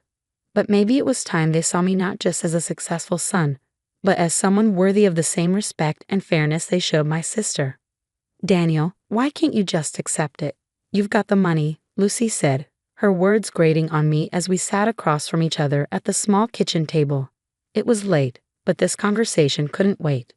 "Lucy, it's not about the money. It's about fairness. You live here for free, while I'm supposed to just fork over twice what I used to pay because I got a promotion. But you're doing so well, and I'm still figuring things out." Figuring things out. I'd heard that excuse for years, ever since Lucy dropped out of college, yet nothing ever seemed to get figured out. Not that our parents ever pushed her. "It doesn't look like you're trying very hard to figure it out, Lucy. When was the last time you even looked for a job?" She fiddled with the edge of a coaster, avoiding my eyes. "I don't know. Jobs are tough, Daniel. Not everyone's cut out for the grind." "The grind?" I echoed, exasperated. "Not asking you to launch a startup, just to contribute something, anything." She sighed, a familiar sound of retreat. "Maybe you're right. Maybe I could help out a bit more around here." "Around here?" I shook my head. "No, Lucy. By getting a job, by paying rent, by showing our parents you're not just waiting for handouts." She finally looked up, her expression a mix of annoyance and shock. "You really think they'd ask me for rent?" "They should," I said firmly. "It's only fair. Why should I be the only one burdened because I'm responsible?" "Because you can handle it, Daniel. I'm not like you. I don't have things figured out." "You never will if you keep avoiding responsibility like this." We glared at each other, the tension thick between us. Our parents had always played favorites, but this was getting ridiculous. I stood up, my chair scraping back loudly. "I'm not going to keep being the only one who pays. It's not right, and you know it." "Where's this coming from all of a sudden? Because of a little extra rent?" "A little extra? Lucy, it's double. And it's not just about the money, it's about how they treat us. You get everything on a silver platter, while I have to earn every crumb." She stood too, her face hardening. "Maybe if you weren't so uptight about everything, they'd cut you some slack." "Cut me some slack?" I laughed bitter. "I don't need slack, I need equity. I'm going to talk to them, Lucy. This isn't over." She rolled her eyes. "Good luck with that, Daniel. They're not going to change, and neither am I." As she stormed out, I knew this was only the beginning. I needed a plan, something to make our parents see the imbalance they'd nurtured for so long. This wasn't just about rent, it was about respect and being valued equally. I was determined to fight for it, no matter what it took. The next morning, I carefully laid out several papers on the kitchen table, utility bills, financial statements, all under the warm sunlight streaming through the window. Lucy eyed the paperwork with suspicion as she sipped her coffee.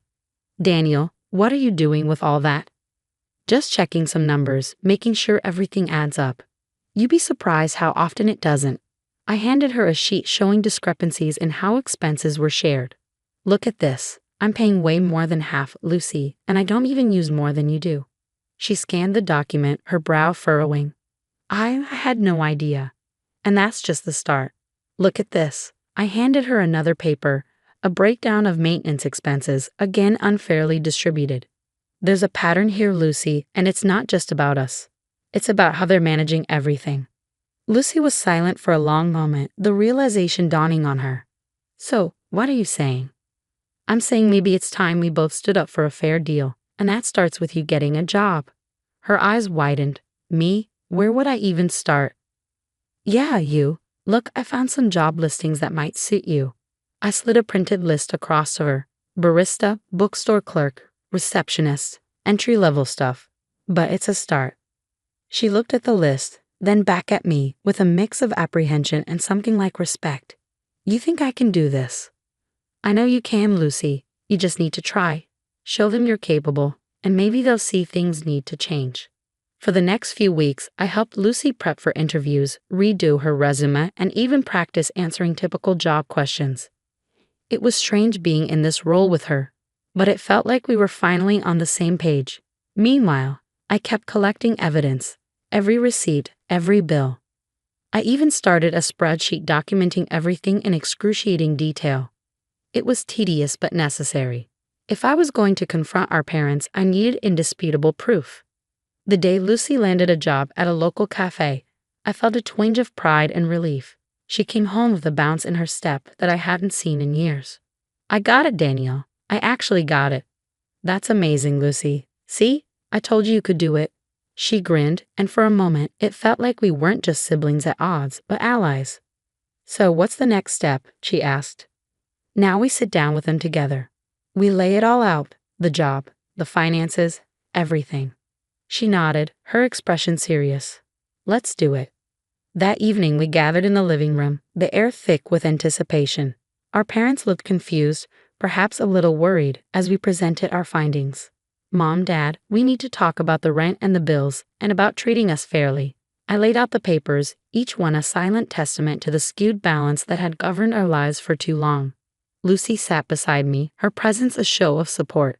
I hadn't expected Lucy's support, but I was grateful for it as our parents listened, brows furrowed. This was a turning point. Whatever came next, we had sparked a conversation that was long overdue. And with Lucy now working, and the evidence laid bare, things had to change. The living room felt more like a boardroom as I laid out the last of my documents on the coffee table. Beside me, Lucy shifted nervously in her chair, her hands clasped tightly in her lap. Across from us, Mom and Dad looked on, a mix of curiosity and concern etched into their faces. Mom, Dad, we've brought you here because we need to address something important, the way things have been handled financially in this house. I began pointing to the spreadsheets and bills spread out before them. Here, you can see a detailed record of the past year's expenses. Notice the disparity in how utilities and maintenance costs have been divided. As they leaned in to examine the documents, I continued, Lucy and I have had very different financial responsibilities in this house, despite occupying similar spaces. And with my recent promotion, the increase in rent I've been asked to pay isn't justifiable, especially now that Lucy is also employed. Lucy chimed in, her voice steadier than I expected. I've got a job now, and I'm ready to start contributing financially. It's only fair that we reassess how we handle expenses around here. Mom's eyes flicked between the papers and us, a frown forming. We didn't realize the impact this was having on you, Daniel. Dad nodded, taking a deep breath. We thought we were doing what was best for the family. Lucy needed support, and Daniel, you were in a position to help. That's true, I acknowledge, but supporting family shouldn't come at the expense of fairness. The burden has been disproportionately on me, and now that Lucy is capable, it's time we even things out. I then laid out a new proposal, a split that considered both our incomes and was proportional to our usage of resources in the duplex. This way, we all contribute our fair share. It's transparent, it's equitable, and it reflects our current financial situations. The room was silent for a moment as our parents absorbed the information. Then Dad spoke up, "You're right.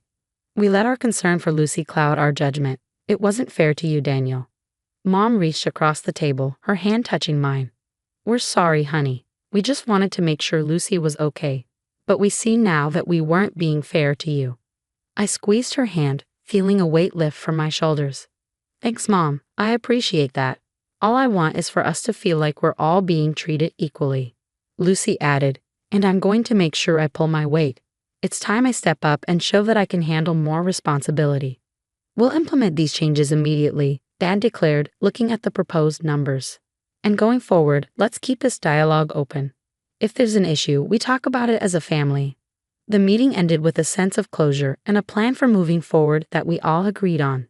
As we tidied up the papers, Lucy leaned over and whispered, "Thanks for pushing for this, Daniel. It feels good to be part of the team." It was more than just about money, it was about respect and recognition within our family. As we walked back to our respective sides of the duplex, I felt a genuine hope that things between us, between all of us, were finally on the right track. The fairness of the situation had been restored, and with it, the balance within our family began to mend. The story of Daniel and Lucy has just wrapped up, highlighting how important fairness and communication are within a family. Now I want to hear from you. Have you ever felt unfairly treated by your family because of financial issues? How did you handle it, and what was the outcome? Please share your thoughts and experiences in the comments below. It's a great way to connect and learn from each other's stories. And if you enjoyed this video, don't forget to hit that like button and subscribe to the channel for more thought-provoking content like this. Your support helps keep these stories coming.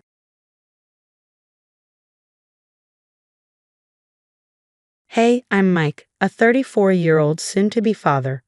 Before we dive into today's story, please take a moment to like and subscribe for more tales from our life. Alright, let's get started. Tonight was supposed to be a fun one, our monthly family game night. Emma and I have been hosting these ever since we moved into our new place. It's our way of staying connected with everyone, especially now that Emma is 8 months pregnant and we're preparing for our first child. She was in the kitchen, arranging snacks on platters, her belly prominent and her smile bright whenever she caught my eye. I was busy blowing up balloons and stringing lights around the living room, trying to make the place look festive. "Need any help with that?" Emma called out, her voice warm, but a bit strained from the effort. "I've got it, love. Just take it easy," I replied, wanting her to rest as much as possible. The doorbell rang. It was Tom and his son Jake. Tom, my older brother, was always the reliable one. Tonight, he carried a couple of pizzas and wore a gentle grin. Jake, on the other hand, trailed behind him, a soccer ball under his arm and already looking for trouble. At 15, Jake had grown tall and lanky, a stark contrast to his father's stocky build. His rebellious shriek was no secret in our family, and while Tom always had excuses for him, the rest of us were running out of patience. "Mike, Emma, how are you two holding up?" Tom greeted us, setting the pizzas on the table. "We're good, Tom. Excited for the baby," Emma answered, coming over to hug them both. Jake mumbled a hello, his eyes darting around, probably plotting where he could kick his soccer ball. "Jake, remember what we talked about, no soccer ball in the house," Tom reminded him, but Jake just shrugged, a smirk playing on his lips. As the evening wore on, the living room buzzed with laughter and playful competition. We were in the middle of a charades game, and Aunt Lisa was up, flailing her arms around trying to act out her movie title. Everyone was throwing out guesses, the atmosphere light and cheerful, a stark contrast to the tension simmering just below the surface. "Is it Jaws?" Emma called out, laughing as Lisa exaggerated a shark's bite. No, oh, come on, it's easy," Lisa exclaimed, her movements growing even more animated. In the corner of the room, Jake was growing visibly bored with the games that didn't involve him directly. He had his soccer ball at his feet again, tapping it lightly, watching the rest of us with a disinterested expression. Every now and then, he'd roll the ball a little too forcefully, sending it bumping against the furniture. "Jake, why don't you join us? It's your turn next," I suggested, hoping to divert his attention from the ball. "Nah, this is boring. I'm good here," he muttered, his gaze fixed on the ball. Despite the fun, Jake's disinterest and the constant thump of his soccer ball began to grate on everyone's nerves. His mom, my sister-in-law Karen, shot him a warning look. Jake, maybe put the ball away for tonight, huh? Join in the games, Karen tried to persuade him, her tone a mix of pleading and frustration. Just a few more minutes, Jake replied, barely glancing up. As the game of charades wrapped up, Jake started showing off, doing more daring soccer tricks. He juggled the ball with his knees, then flicked it up over his head, catching it on his neck and rolling it down his back. It was impressive, sure, but completely out of place. The ball narrowly missed a photo frame on a side table, causing Emma to flinch. Jake, seriously, stop. It's not safe. I warned again, my patience wearing thin. Just relax, Uncle Mike. I'm in control, he retorted, his tone defiant. The tension escalated as Jake continued, each trick seeming to push the boundaries further. He seemed to thrive on the attention, even if it was disapproving. The family's reactions were a mix of admiration for his skill and concern for the potential disaster brewing. Jake, that's enough. Tom finally stepped in, his voice stern. You're going to break something or hurt someone. Jake paused, the ball at his feet, and looked around at the concerned faces staring back at him. For a moment, it seemed like he might comply, but then, with a defiant smirk, he set the ball up for another trick. That's it. Game over, Tom declared, moving toward Jake to take the ball away. But Jake wasn't having it. He dodged his father, kicked the ball up high, and prepared for his next trick, a direct kick that would have far-reaching consequences. As the ball soared, everyone's attention was riveted on its path, a mixture of awe and horror at the audacity and the potential danger it posed. The tension in the room peaked as Jake lined up for what looked like a grand finale with his soccer tricks. Despite repeated warnings, his smirk remained undeterred, his eyes glinting with the thrill of the challenge. I stood, feeling a protective surge as I watched him angle his body, the soccer ball positioned perilously. Just stop, Jake. Emma's voice was sharp, tinged with fear, as she clutched her belly protectively. Ignoring her plea, Jake swung his leg with precision and power, sending the ball hurtling across the room. Time seemed to slow as I watched the ball's trajectory heading straight for Emma. Her eyes widened, her hands instinctively moving to shield her stomach. My heart lodged in my throat, panic flooding my veins. In a blur of motion, Tom sprang forward with an agility I hadn't known he possessed. His hand met the ball midair, just inches from Emma. The force of the block redirected the ball sharply, sending it smashing right back toward Jake. The ball struck him squarely in the face, a sickening thud echoing through the now stunned room. Jake staggered back, his hands flying up to his nose, which was quickly reddening with blood. His look of shock mirrored the collective gasp that filled the room. The triumphant smirk he wore seconds ago vanished, replaced by pain and confusion. The silence that followed was deafening. Emma, still seated, was shaking, her breaths shallow and quick. I rushed to her side, kneeling in front of her, my hands on her knees. Are you okay? Did it hit you? My voice was frantic, searching her for any sign of distress. I think I'm okay, Emma stammered, her hands still over her belly, her eyes meeting mine with tearful relief. Tom was at Jake's side in an instant, assessing his son's injury, while shooting apologetic looks our way. I'm so sorry, everyone. This is unacceptable. Tom's voice broke with a mix of anger and disappointment. I'm okay, Dad. It just hurts, Jake mumbled through his hands, his voice muffled by the swelling. Aunt Lisa and Karen rushed over with ice and a first aid kit, tending to Jake's bleeding nose.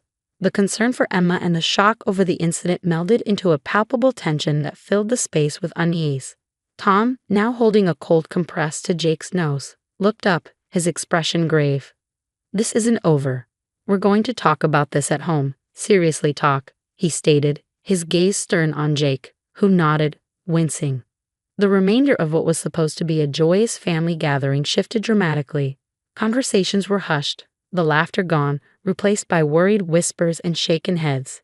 The games were forgotten, everyone's focus now on ensuring Emma was truly unharmed and reflecting on the recklessness that could have marred more than just the evening. As the family eventually started to disperse, the gravity of what could have been a disastrous outcome weighed heavily on us all. Tom helped Jake to their car, promising to keep us updated on his condition and to ensure this kind of behavior was never repeated. Sitting back down beside Emma, who was now quietly sobbing from the shock and residual fear, I wrapped an arm around her.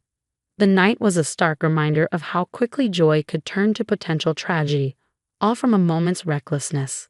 The incident, though averted thanks to Tom's quick thinking, was a wake-up call for us all, especially for Jake.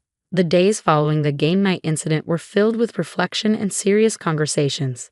Tom grounded Jake, and the seriousness of his actions was laid bare in a family meeting that included just the three of them. Tom later filled me in over the phone, wanting to be transparent about how they were addressing what had happened. We sat down, just me, Jake, and Karen, and really laid everything out. Respect, consequences, the whole 9 yards, Tom recounted. Jake had been quiet at first, the weight of the situation settling on his shoulders as his parents spoke. It wasn't just about a soccer ball or a moment of recklessness. It was about understanding the potential consequences that could have been tragic. I didn't think, Jake had finally said, his voice small. I didn't realize what could have happened to Emma and the baby. His apology came during our next family gathering, which was quieter and more subdued than usual. Jake stood before us, his eyes not quite meeting ours at first. I'm really sorry for what I did. I wasn't thinking about the risks, and I could have hurt someone very badly. I promise it won't happen again. The sincerity in his voice was palpable, and it was a start. Emma nodded, accepting his apology, her hand subconsciously resting on her belly. It was clear that Jake was beginning to understand the gravity of his actions, and with Tom's guidance, there was hope for real change. Our family, though shaken, found a way to come together in the aftermath. The incident, frightening as it was, peeled back layers of superficial interactions to reveal the core of what made us a family, our ability to support, forgive, and grow together. We're all here for each other, and that's what counts, Aunt Lisa said during dinner, her voice warm and inclusive. It was a sentiment echoed by everyone around the table, a shared commitment to nurture and look out for one another, especially with a new member on the way. As we awaited the arrival of our baby, the sense of unity was stronger than ever. Emma and I often talked about how we wanted to raise our child in an environment of love and understanding, using what had happened with Jake as a lesson in empathy and responsibility.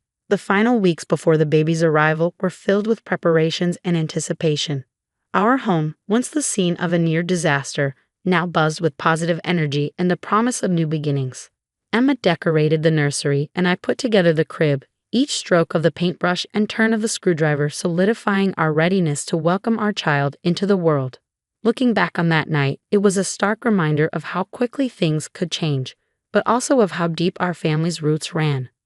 We had been tested, surely, but in the end, we emerged closer and more connected than before. As I wrap up this story, with the nursery ready and the house quiet, I think about the future, about the lessons we'll pass on to our child. The importance of thinking before acting, of respecting others, and of the strength of family bonds. These aren't just lessons for Jake, they're for all of us, a reminder of what truly matters in life. That wraps up our story, but it leaves us with a pressing question to ponder. Should teenagers like Jake be held to adult standards of accountability when their actions lead to dangerous outcomes, or should their age and maturity level factor into how they are disciplined? Share your thoughts and experiences in the comments below.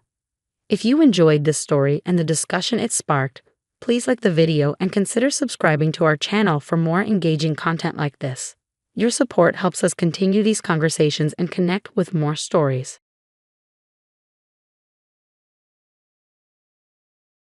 Hey there, I'm Michael, a 32-year-old marketing executive with big dreams and an even bigger coffee addiction. Before I dive into my story, do me a favor, hit that like button and subscribe. Trust me, you won't want to miss what's coming. Let me set the stage for you. I've been grinding in the marketing world for years, always chasing that next big break. And guess what? It finally happened. I landed the VP of Marketing gig at AP Innovations, a Fortune 500 company. Total game changer, right? But here's the twist. I decided to keep it under wraps for a bit, especially from my family. Why? Well, let's just say family dynamics can get complicated. There's my brother Tom, the peacekeeper, and then there's Rachel, my sister-in-law. Oh boy, where do I even begin with Rachel?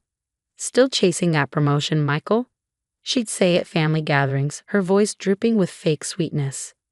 You know, not everyone can be as successful as me. It's okay to settle. Rachel's a real piece of work, always talking down to me, like her middle management position at some tech firm makes her the queen of Silicon Valley. Last Sunday, we had our usual family dinner. I was dying to share my news, but I held back, wanting to savor the moment. Pass the potatoes, Michael, Rachel said, not even looking at me. So Tom and I are thinking of buying a vacation home. My big project at work is wrapping up, and my boss practically begged me to take some time off. I passed the potatoes, biting my tongue. That's great, Rachel. Sounds like things are going well at work. Oh, they are, she preened. Not that you'd understand, of course. Still stuck in that entry-level position, aren't you? I saw Tom wince, but Rachel was on a roll. I'm just saying, Michael, maybe it's time to consider a career change. Not everyone's cut out for the corporate world. I took a deep breath, reminding myself of the sweet karma heading her way. Thanks for the advice, Rachel. I'll keep that in mind. You should, she nodded, oblivious to the sarcasm.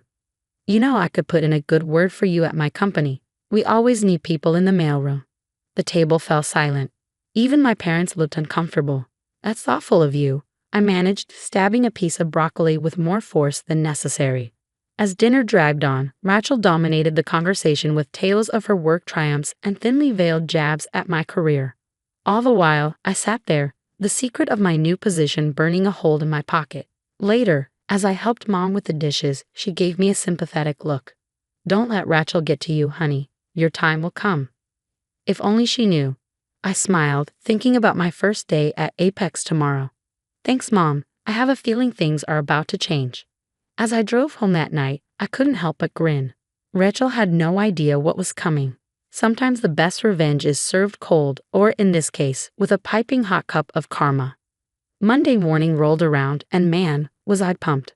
I picked out my best suit, a sleek charcoal gray number that cost more than my first car. Polished shoes, crisp white shirt, power tie.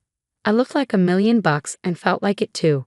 I strolled into the Apex Innovation lobby at 7:30 a.m. sharp, wanting to get a feel for the place before the day officially started. The security guard nodded at me, clearly not realizing I was the new big shot. ID, please, he said, bored. I flashed my temporary badge. Michael Thompson, new VP of Marketing. His eyes widened. Oh, welcome aboard, sir. Let me just.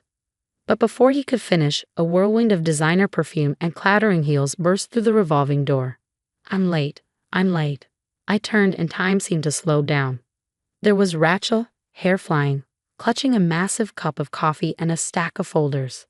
Our eyes met for a split second, and I saw the panic on her face as she realized she was about to crash into someone. Wham! Hot coffee exploded all over my chest and arms. The folders went flying, papers scattering across the polished floor. Oh, for crying out loud, Rachel screeched, not even looking at me. Watch where you're going, you idiot. I stood there, dripping and stunned. Excuse me? Rachel finally looked up, her face a mask of irritation. She looked at me like I was a stranger in my sharp suit, fresh haircut, and clean-shaven face. Are you deaf? She snapped, her tone sharp. I said watch where you're going. Do you have any idea how important this meeting is? And now look at me. I glanced at her outfit. Of course, not a drop of coffee had touched her. I think I got the worst of it, I replied, gesturing to my ruined suit. Rachel rolled her eyes. Oh, please. Like you can't just grab another off-the-rack suit from some discount store. This blouse is designer. My jaw clenched. Same old Rachel, always looking down on everyone. I'm so sorry, I said, my voice dripping with sarcasm. How can I ever make it up to you? Should I fetch you another coffee? Shine your shoes, perhaps? Rachel's eyes narrowed. Listen here, you. Miss Clark. A voice rang out across the lobby. The meeting's about to start. Rachel's head whipped around. Coming, she turned back to me, jabbing a finger into my chest. This isn't over. I'll be reporting this to HR. As she stormed off, I called after her, looking forward to it. The security guard approached, looking mortified. Mr. Thompson, I am so sorry. Let me call someone to help you clean up. I waved him off. It's fine. I've got a spare shirt in my car. Just point me to the nearest bathroom. As I cleaned myself up in the men's room, my mind was reeling. Rachel worked here at Apex. How had I not known this? I looked at myself in the mirror, coffee stains spreading across my expensive suit. This was not how I imagined starting my first day. But then a slow smile spread across my face. Rachel had no idea who I was.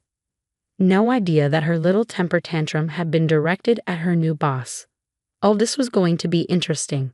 I straightened my tie, took a deep breath, and headed out to face my first day as VP of Marketing. Rachel wanted to play hardball. Game on, sister-in-law, game on. After changing into my spare shirt, I made my way to the top floor for the company-wide meeting. The CEO, James Anderson, greeted me warmly. Everyone, I'd like to introduce our new VP of Marketing, Michael Thompson. The room erupted in applause. As I scanned the faces, I spotted Rachel in the back, her jaw practically on the floor. Our eyes locked, and I saw the moment of horrified recognition. I kept my cool, addressing the room. Thank you all. I'm excited to join the Apex team and take our marketing efforts to new heights. Throughout my speech, I could feel Rachel's panic stare. As soon as the meeting ended, she bolted for the door, but I wasn't done yet. Rachel Clark, I called out. Could you stay behind for a moment? The color drained from her face as she turned back. Of course, sir. Once everyone else had left, Rachel launched into damage control mode. Michael, I am so sorry about earlier. I had no idea it was you. If I'd known. I held up a hand. Miss Clark, let's keep things professional. I understand you have an important project you're working on. She nodded, flustered. Yes, the Zephyr campaign. It's going well. Excellent. I'll need a full report on my desk by the end of the day. And Miss Clark, in the future, please be more careful with your coffee. As Rachel scurried out, I couldn't help but remember all the times she belittled me at family gatherings, the snide comments about my career, the condescending advice. It was all coming back to bite her. Throughout the day, I overheard whispers about the lobby incident, phrases like Rachel's at it again, and poor new guy floated around. It seems Rachel's behavior wasn't anything new. During lunch, I struck up a conversation with Tina from HR. So Tina, how long has Rachel Clark been with the company? Tina's expression soured. About 3 years. Why do you ask? I shrugged, just getting to know the team. Any insights? Tina hesitated, then leaned in. Off the record, she's difficult. We've had complaints about her attitude, but she always manages to smooth things over with upper management. Interesting. I pressed further. What about her work performance? Mixed bag, Tina said. She talks a big game, but her campaigns often underperform. The Zephyr project she's leading now. It's already behind schedule and over budget. This was eye-opening. Rachel had always bragged about her work prowess, but it seemed reality was quite different. Later that afternoon, I discreetly reviewed Rachel's personnel file. Multiple warnings for unprofessional behavior, mediocre performance reviews, and even a formal complaint from a junior employee she'd reduced to tears. As I sat in my new office, processing all this information, there was a timid knock at the door. Rachel entered, clutching a folder. Here's the Zephyr report you asked for, Rachel said, her usual bravado nowhere to be seen. I took the folder from her. Thank you, Miss Clark. I'll review it and get back to you. She lingered, clearly wanting to say more. Finally, she blurted out, Michael, about what happened this morning and, well, everything. Can we just start over? I looked at her, remembering years of put-downs and condescension. Miss Clark, I believe in maintaining a professional environment. Your past behavior and current work performance will be evaluated objectively. Is that clear? Rachel nodded, defeated. Yes, sir. As she left, I couldn't help but feel a sense of satisfaction. The tables had turned, and Rachel was finally facing the consequences of her actions. But this was just the beginning. I had a job to do, and I intended to do it well. Personal feelings aside, Rachel's fate at Apex would be determined by her own actions, and something told me she was in for a rude awakening. As the weeks passed, I dove headfirst into my new role. The Zephyr campaign was a mess, and I knew a thorough review was necessary. I called a meeting with the marketing team, including Rachel. All right, team, I began. We need to reassess the Zephyr project. Rachel, walk us through your strategy. Rachel stumbled through her presentation, full of vague promises and inflated projections. It was clear she was out of her depth. After the meeting, I pulled her aside. Rachel, I'm initiating a formal review of your work performance and conduct. Her face paled. Michael, please, can we talk about this? I'm sorry for everything. I cut her off. It's Mr. Thompson at work, Miss Clark. This isn't personal. It's about the company's success. As the HR investigation unfolded, a clear pattern emerged: bullying junior employees, taking credit for others' work, manipulating data to make her campaigns look better than they were. It was worse than I'd imagined. Finally, the day of reckoning arrived. Calling Rachel into my office was one of the hardest things I had ever done. Despite everything, she was still family. Rachel, based on the review of your work and conduct, Apex has decided to terminate your employment effective immediately. She broke down, alternating between begging and threatening. You can't do this. I'll tell everyone how you're abusing your power. Tom will never forgive you. I remained calm. Rachel, this decision is based on documented evidence of misconduct and poor performance. It has nothing to do with our personal relationship. Security escorted her out, and I slumped in my chair, emotionally drained. Months passed, and Apex's marketing department flourished under my leadership. The Zephyr campaign, restructured and reimagined, was a massive success. As for Rachel, last I heard, she was struggling to find work, her reputation in tatters. Tom and she were in counseling, trying to salvage their marriage. Sitting in my office, looking out over the city, I couldn't help but smile. Life had a funny way of balancing the scales. I faced adversity, stood my ground, and come out stronger. And in the end, that was the sweetest victory of all. The story of Michael and Rachel has come to an end. Now I have a question for you. If you were in Michael's position, would you have fired Rachel or given her another chance despite her history of misconduct? How would you balance professional responsibilities with family ties in such a situation? Share your thoughts in the comments below. Your perspective could spark an interesting discussion about workplace ethics and family dynamics. If you enjoyed this story and want more content like this, don't forget to hit that like button and subscribe to our channel. Your support helps us create more engaging stories that explore complex human situations. Thanks for watching, and we look forward to hearing your views.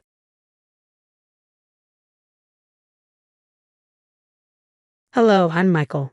Before I continue, please like and subscribe. I'm a 16-year-old high school student from a small town in Ohio. My life took an unexpected turn last year when my mom remarried. At first, I was cautiously optimistic about having a stepfather. Maybe it would be nice to have a male role model around. But I was wrong. My new stepfather, Richard, seemed okay initially. He'd take us out for ice cream and ask about my day at school. But it didn't take long for things to change. I started noticing how he'd subtly criticize me to my mom when he thought I couldn't hear. He'd say things like, "Don't you think Michael's been spending too much time with his friends? Maybe we should limit his social activities." One day, I overheard him talking to my mom in the kitchen. "I'm just worried about Michael's grades. Maybe we should consider some stricter rules about his study habits." The thing is, my grades were fine. I was a solid B student, but Richard made it sound like I was failing everything. I tried to talk to my mom about it, but she just brushed it off. "Richard's just trying to help, sweetie. He cares about your future." Things got worse when Richard offered me a part-time job at his company. I was excited at first. It seemed like a great opportunity to earn some money and gain work experience. Plus, I thought it might help us bond. For the first few weeks, everything seemed fine. I was filing paperwork and answering phones, nothing too exciting. But it was a job. Then one day, Richard called me into his office. "Michael, we need to talk about your performance," he said, his face serious. I was confused. Is something wrong? I thought I was doing okay. Richard shook his head. "I'm afraid not. There have been some serious issues with your work. I'm going to have to let you go." I was stunned. "What issues?" No one said anything to me about problems with my work. "Well, that's part of the problem, isn't it?" Richard said, his voice dripping with condescension. "You haven't been paying attention. I'm sorry, but I can't keep you on if you're not going to take this seriously." I left his office in a daze. I knew he was lying. I had been doing my job just fine. But now I had no way to prove it, and no job. When I got home, I found my mom in the kitchen. "Mom, Richard fired me today," I said, trying to keep my voice steady. She looked surprised. "What? Why?" Before I could answer, Richard walked in. "Oh, honey, I'm sorry you had to hear about it like this," he said, putting his arm around my mom. "I was hoping to talk to you first. Michael's just not cut out for office work. I think it's better if he focuses on his studies for now." I couldn't believe it. He was spinning the story, making it sound like he was doing me a favor. And the worst part? My mom was nodding along, buying every word. As I watched them standing there, I realized something had changed. It wasn't just about losing a job. Richard had found a way to drive a wedge between me and my mom, and I had no idea how to fix it. After getting fired from Richard's company, I knew I had to take control of my own future. I couldn't rely on my mom or Richard for support anymore. So I threw myself into my studies and started looking for any job I could find. I picked up shifts at the local diner, mowed lawns, and even started tutoring younger kids in math. It wasn't glamorous, but every dollar I earned felt like a small victory against Richard's attempts to keep me down. When it came time to apply for colleges, I didn't even bother asking my mom or Richard for help. I spent hours in the school library researching scholarships and filling out applications. It paid off when I got accepted to State University with a partial scholarship. The day I told my mom about my acceptance, I hoped she'd be proud. Instead, she just looked worried. "Oh, honey, that's so far away. Are you sure you want to go there?" I could hear Richard's influence in her words. "Mom, it's a great opportunity. I've already figured out how to pay for it." She frowned. "But Richard said he'd help you get into the community college here. Wouldn't that be easier?" I bit back my frustration. "I appreciate that, but I want to do this on my own." As I packed up to leave for college, my relationship with my mom grew more strained. Every conversation seemed to circle back to Richard's opinions or concerns. It hurt, but I knew I had to focus on my future. College was tough. I was working 2 part-time jobs while carrying a full course load. There were nights I collapsed into bed exhausted, wondering if it was all worth it. But then I'd remember Richard's smug face. When Richard fired me, I found the energy to keep going. I didn't go home much during those 4 years. Each visit felt more awkward than the last. My mom would try to bridge the gap, but Richard was always there, a constant reminder of why I'd left. Finally, graduation day arrived. As I put on my cap and gown, I felt a surge of pride. I had done this on my own, despite everything. I scanned the crowd, hoping to see my mom's face. That's when I spotted them, my mom looking uncomfortable and Richard wearing a self-satisfied smirk. After the ceremony, they approached me. "Congratulations, son," Richard said loudly, clapping me on the back. "I always knew you had it in you." I tensed at his touch. "Thanks," I said stiffly.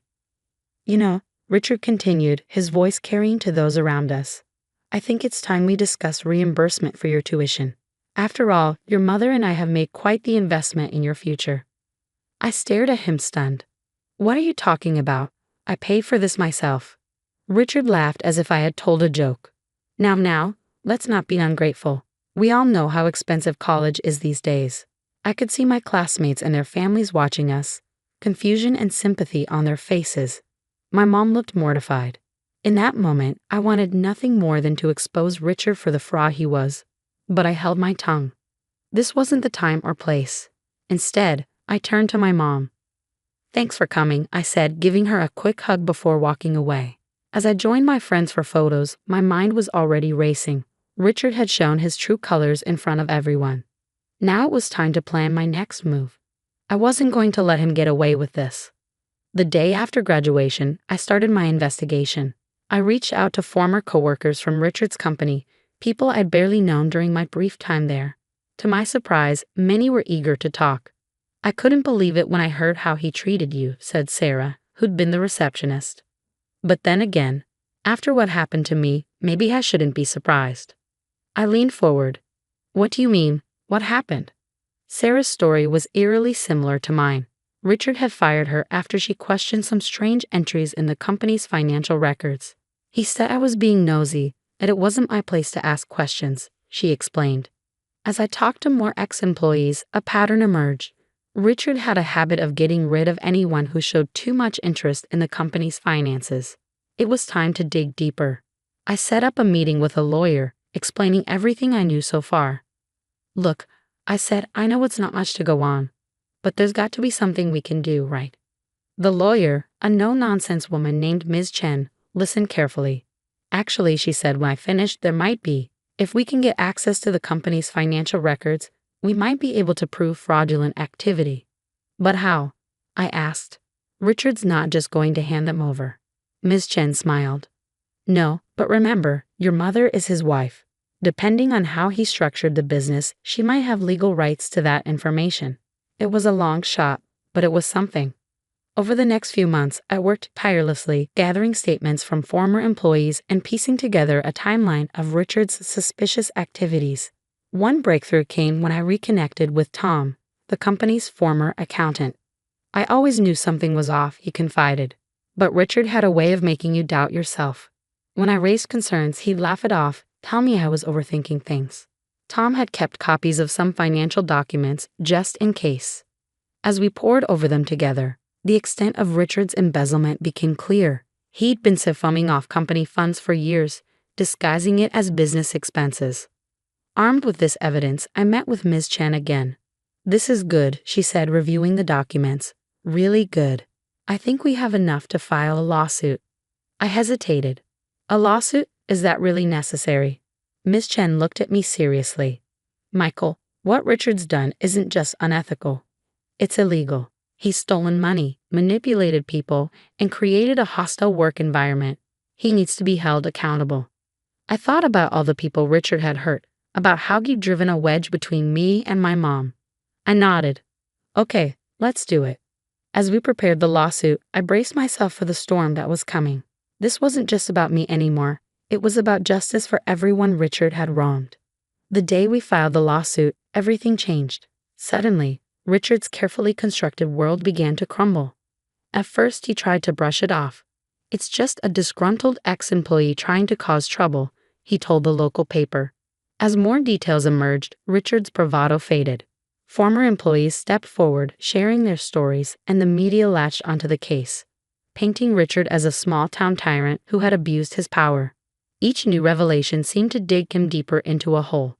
I watched it all unfold from a distance, feeling a mix of satisfaction and sadness. I hadn't wanted it to come to this, but Richard had left me no choice. The courtroom became my second home as the case dragged on. Richard's lawyers tried every trick in the book to discredit me and the other witnesses, but the evidence was too strong. Finally, after months of legal battles, the judge made her ruling. "The court finds in favor of the plaintiff," she announced. "Mr. Richard Thompson is hereby ordered to pay restitution to all affected parties and face criminal charges for embezzlement and fraud." As the courtroom erupted in cheers, I sat there stunned. We'd won.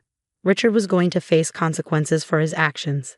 Outside the courthouse, reporters swarmed around me. "How does it feel to have exposed your stepfather's crimes?" one asked. I took a deep breath. "This was never about revenge," I said. "It was about doing what's right. I hope this case sends a message that no one is above the law, no matter who they are or what position they hold." As the crowd dispersed, I saw my mom standing off to the side. She looked older, tired. I walked over to her. "I'm so sorry, Michael," she said, her voice breaking. "I should have believed you. I should have seen what was happening." I hugged her tightly. "It's okay, Mom. It's over now."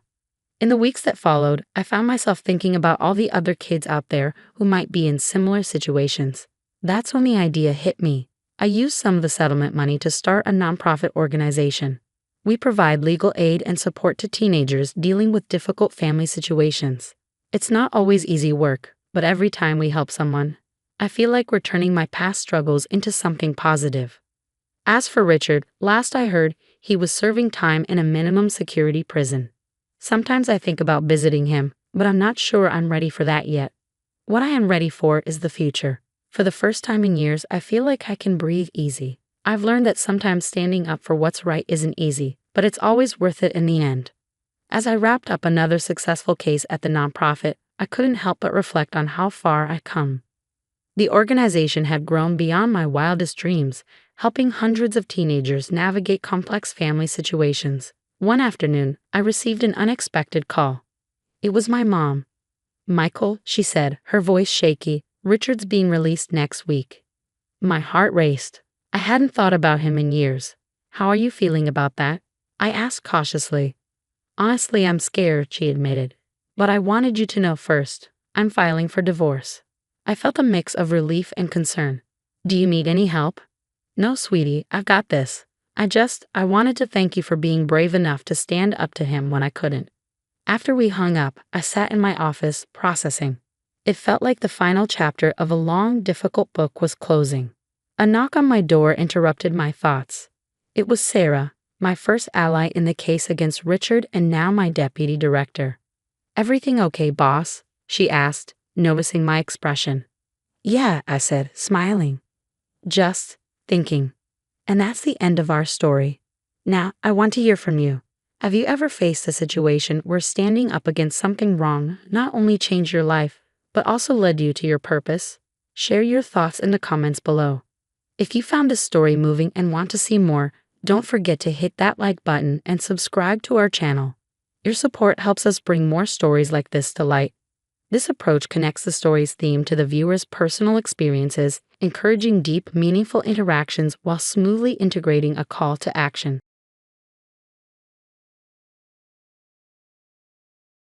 Running a lunchbox shop, that's beneath our family's status. You're an embarrassment, so you won't be attending the wedding. Those unexpected words struck me like a blow during a family meeting where my son, who was engaged to the CEO's daughter, was present. My late husband Joseph's beloved shop was belittled, and I was told I couldn't attend my own son's wedding.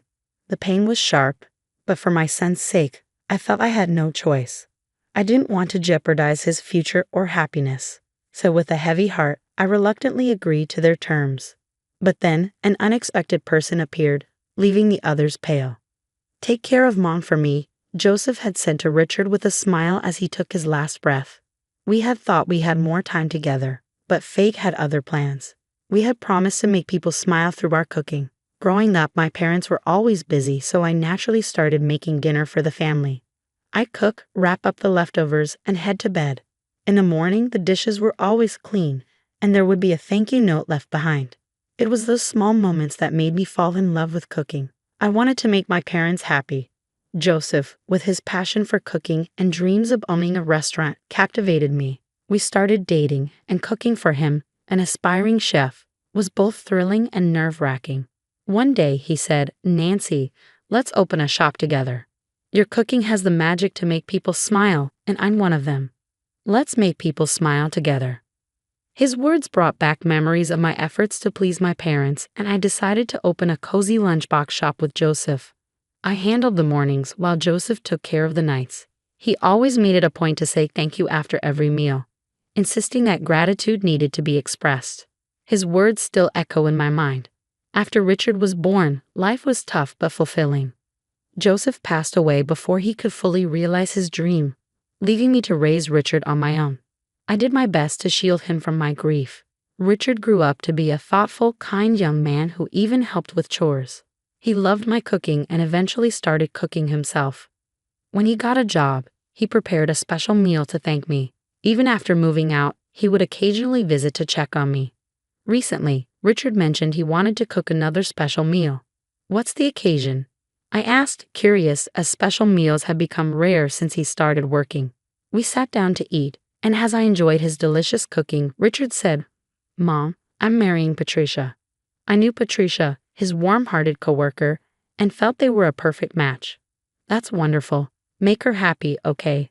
I said. "Of course, and Mom, I might become the next CEO." It turned out Patricia was the daughter of the CEO of the company where Richard worked, and they were impressed with Richard's work, seeing him as a future leader. I was surprised but also deeply proud that my son was being recognized. As I prepared to visit Patricia's family before the wedding, I couldn't help but feel sentimental, reflecting on the journey that had brought us here.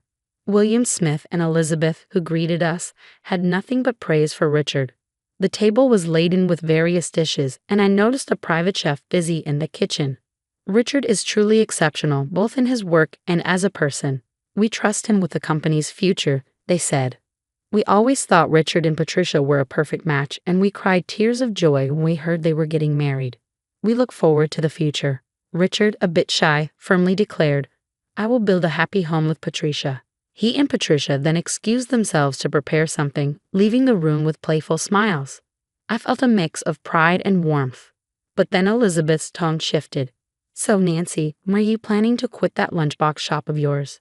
"Quit? I never said I was quitting," I replied, taken aback. "Well, it's not like it's making much money. Why keep running such a small shop?" I couldn't believe my ears. "Why are you saying this?" That shop is precious to me and my late husband Joseph. It's not like you're offering anything special. The Smith family owns a major corporation with hundreds of employees. It's not a good match. We were fine with Richard, but we can't accept that his family runs a small-town lunchbox shop. We thought you were quitting, which is why we moved forward with the wedding plans. I was stunned. I couldn't comprehend what was being said, or maybe I just didn't want to. Was my shop really the reason Richard couldn't get married? Why does the scale of our business affect my son's marriage? Elizabeth continued, her tone cold. It's a significant difference, objectively speaking. How can we tell people that the family of our future CEO runs an outdated lunchbox shop? Don't belittle it just because it's a lunchbox shop. I protested. Elizabeth snorted at my words and delivered the final blow. Enough. You're an embarrassment to our family with that lunchbox shop. You won't be attending the wedding, not just the wedding. If you continue with the shop, we'll cut ties with Richard as well. Do you intend to hold Richard back? Their words cut deep into my heart. I was overwhelmed by a mix of emptiness and anger. All I wanted was for Richard to find happiness. He's my pride and joy. Please let me see him get married, even if it's from the shadows. But even as I said the words, I could barely believe them.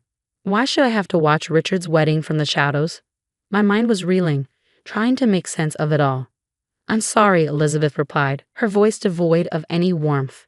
But even if you were in the shadows, Richard and Patricia might find it suspicious. We'll just say you had an emergency and couldn't attend. Just then, I heard Richard and Patricia's voices as they returned to the room. They'll be back soon, I thought. If I just give in to William and Elizabeth's demands, these two can live happily. If I just endure it, everything will work out.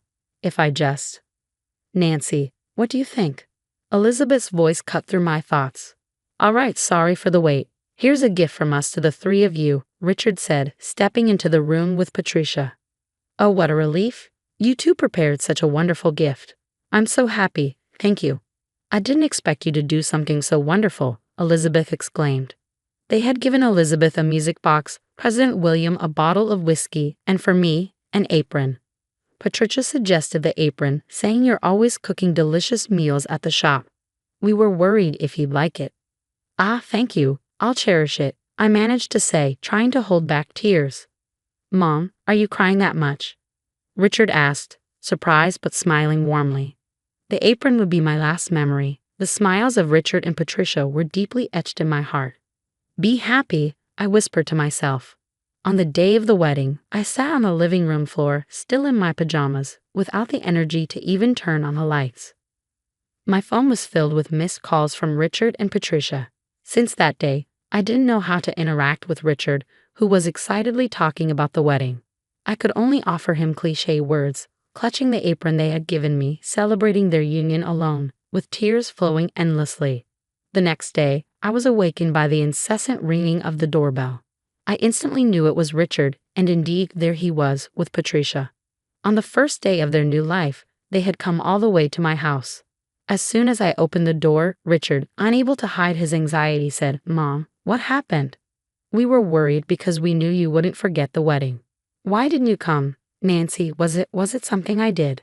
Their faces were pale, a stark contrast to the happiness they should be feeling. I hadn't expected them to see me like this, the day after the wedding. Mom, please, I need to know, Richard urged. From their expressions, I knew that no amount of sugarcoating would work. Let's talk. Come in. I told him everything, what President William and Elizabeth had said to me when they stepped out. I wondered if it was okay to reveal everything, but I couldn't stop myself. Richard's face gradually tensed up, but Patricia seemed the most shocked. What is this? How could they say such terrible things to you, Nancy? This is unbelievable, Patricia said, tears welling up in her eyes, a mix of anger, sadness, and surprise. Nancy, I don't know how to apologize for my parents. I'm so sorry. Stop it, Patricia. You've done nothing wrong. I'm sorry for causing you pain the day after your wedding, I replied. Well, Mom, thank you for telling us, Richard said calmly, but with a daze in his eyes. Patricia left my home, and the next day, the doorbell rang again. Could it be Richard? I opened the door to find President William and Elizabeth standing there. What have you done? Enough of your games, they shouted, their anger clear. I was emotionless as I absorbed their angry shouts. What's the matter? Matter? You come here shouting, disturbing the neighbors. I replied, barely holding back my frustration. Disturbing? We're not worried about the neighbors. You've ruined everything, they yelled. It seems like you're the ones. Who's ruined things? What are you talking about? You must have filled Patricia and Richard's heads with nonsense. Richard even handed in his resignation, and Patricia is talking about cutting ties with us. You orchestrated this, didn't you? I hadn't asked for any of this, nor had I orchestrated anything. Was this what Richard's determined look meant? I felt a mix of relief and confusion about how to handle the situation. I simply told them the truth. Don't accuse me of manipulating them. I think they made their own decisions. Stop playing games. President Williams snapped. I'd like to say the same to you. What is this? Are you trying to ruin our company? Just as he shouted, a sleek, spotless black luxury car pulled up in front of the house. The door opened and we all gasped. Out stepped Richard, followed by Patricia, and then an elderly gentleman. Nancy, long time no see. I apologize for the recent rudeness, the elderly man said, his tone gentle yet firm. Dad, why are you here? Do you know this person? President William stammered, clearly unsettled. Don't ask so many questions, Richard replied calmly. Nancy's father is a successful businessman who runs multiple companies. We owe him a lot. Nancy is also involved in the business as an executive. Didn't you know that? The elderly gentleman was David Smith, President William's father and Patricia's grandfather, currently serving as the chairman. I had met him at board meetings at my father's company, but it had been a while. President William paled at David's words. You can't be serious. You didn't even know the management of your business partners. Shame on you. And you dared to say cut ties and don't attend the wedding to the parents of the man Patricia is going to spend her life with. Utterly disrespectful. David's words hit hard, involving me, Richard, and Patricia. President William and Elizabeth looked as if they'd been plunged into despair. A week later, I ran into President William at a board meeting at my father's company. He gave me a slight nod and quickly moved away, avoiding me. Watching his retreating back, I made up my mind, for Richard and Patricia's sake, this relationship couldn't continue as it was. After the meeting, I stopped President William, who was hurrying home. President William, we're renting out my shop this weekend to celebrate my son's wedding. Would you like to join us? Oh, well, I don't think it's appropriate for me to. Don't say that. It's a good opportunity to mend fences. We had issues at the wedding, but why not start fresh? Why would you, after all that happened? I was hurt, but Patricia apologized first. I want those two to be happy. We share that wish, don't we? Will you join us? After some thought, President William nodded. I'm truly sorry. I'll join the celebration. On the day of the event, when President William and Elizabeth walked into my lunch shop, Richard and Patricia stood up to say something. But before they could, I stepped forward to greet them. Thank you for coming today. It's a bit cramped because we've set up the dining area where we usually display lunch boxes, but let's enjoy ourselves. What's the meaning of this? Patricia glared at her parents. Patricia, I invited them. We can't continue like this. We can't forget what happened at the wedding. But we can make better memories from now on. Also, you can't just sever ties with family. I have a request too, okay? Elizabeth hesitated, then said, Thank you for raising Patricia to be such a wonderful person. I said such terrible things. It's because Patricia, who met Richard, is wonderful. I learned from Joseph that you have to express gratitude. It took time, but the tension between the newlyweds and their parents eventually eased. Now, we all enjoy a meal together once a month. Elizabeth even started buying lunch boxes from my shop. Today, as always, I greet her wearing the apron Richard and Patricia gave me. Welcome, all to bring smiles through cooking.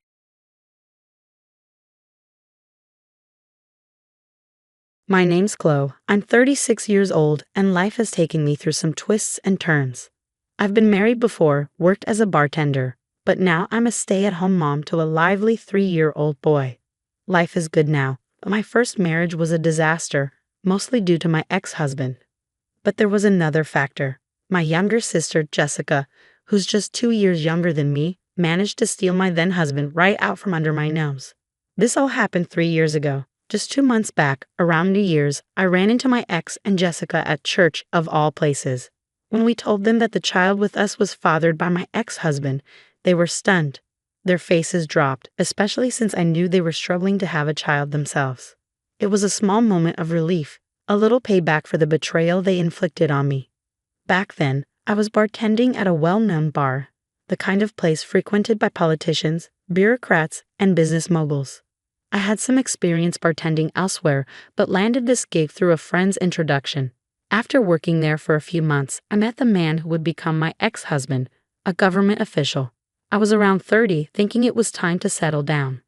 He was clearly smitten, telling me, "You're really cute, totally my type." I wasn't impressed by his bureaucratic status, but his flattery won me over. I remember him saying, "I would never do anything to make a beautiful woman like you sad." In hindsight, I deeply regret believing those words. Our marriage lasted only 2 years, and the only time I felt truly happy was during the first 2 months. Despite his demanding job, my ex-husband always came home with a smile at first, but those smiles eventually faded. To cut to the chase, he was careless with his relationships with women, viewing all his social engagements as just another part of work. I later found out he had been flirting with women at every party he attended, though at the time, I had no idea. I used to greet him with, "You must be tired after all that networking today. Want to take a bath?" I thought I was being a supportive wife, but after just 6 months, he'd say, "Stop worrying about me, just be thankful you're living a good life because of me." I convinced myself he was just tipsy and let it slide. Looking back, I feel like crying from all the effort I put into our relationship. Jessica, my younger sister, and I couldn't be more different. Growing up, she always wanted what I had, my jewelry, my clothes, everything. If she couldn't get it from our mom, she'd just take it from me. When confronted, she'd cry and say, "But everything that belongs to you belongs to me." That little sister, who was a bully back then, grew up to be an adult bully. After a year of marriage, we attended a family event at my parents' house. My husband had seen Jessica a few times before, but this time they had a little chat. I overheard him tell her, "You're quite different from your sister, a different kind of beauty." From that moment, Jessica probably set her sights on my husband. After that, my husband seemed even more disinterested in me. When I'd suggest we go out, he'd dismiss me with, "Forget it, you know I'm not available, so why even ask?" I put up with it for a while because we both wanted a child. The love might have been gone, but the desire for a child remained. However, tests showed the problem lay with him, not me. Despite the diagnosis, we continued to seek treatment, and before I knew it, a year had passed. By then, I'd stopped worrying about what my husband was doing or where he was. I figured he was involved with other women, but I never imagined one of those women would be my own sister. I was utterly blindsided. It wasn't some dramatic revelation. It was Jessica, casually saying, "You know, sis, your marriage is pretty much over. But if you're not careful, you'll lose more than just your marriage," Jessica hinted with a sly smile. "What are you saying? Don't tell me you, whatever happens, it's your fault," she continued, her words dripping with both naivety and malice. Seeing Jessica like this after so long sent chills down my spine.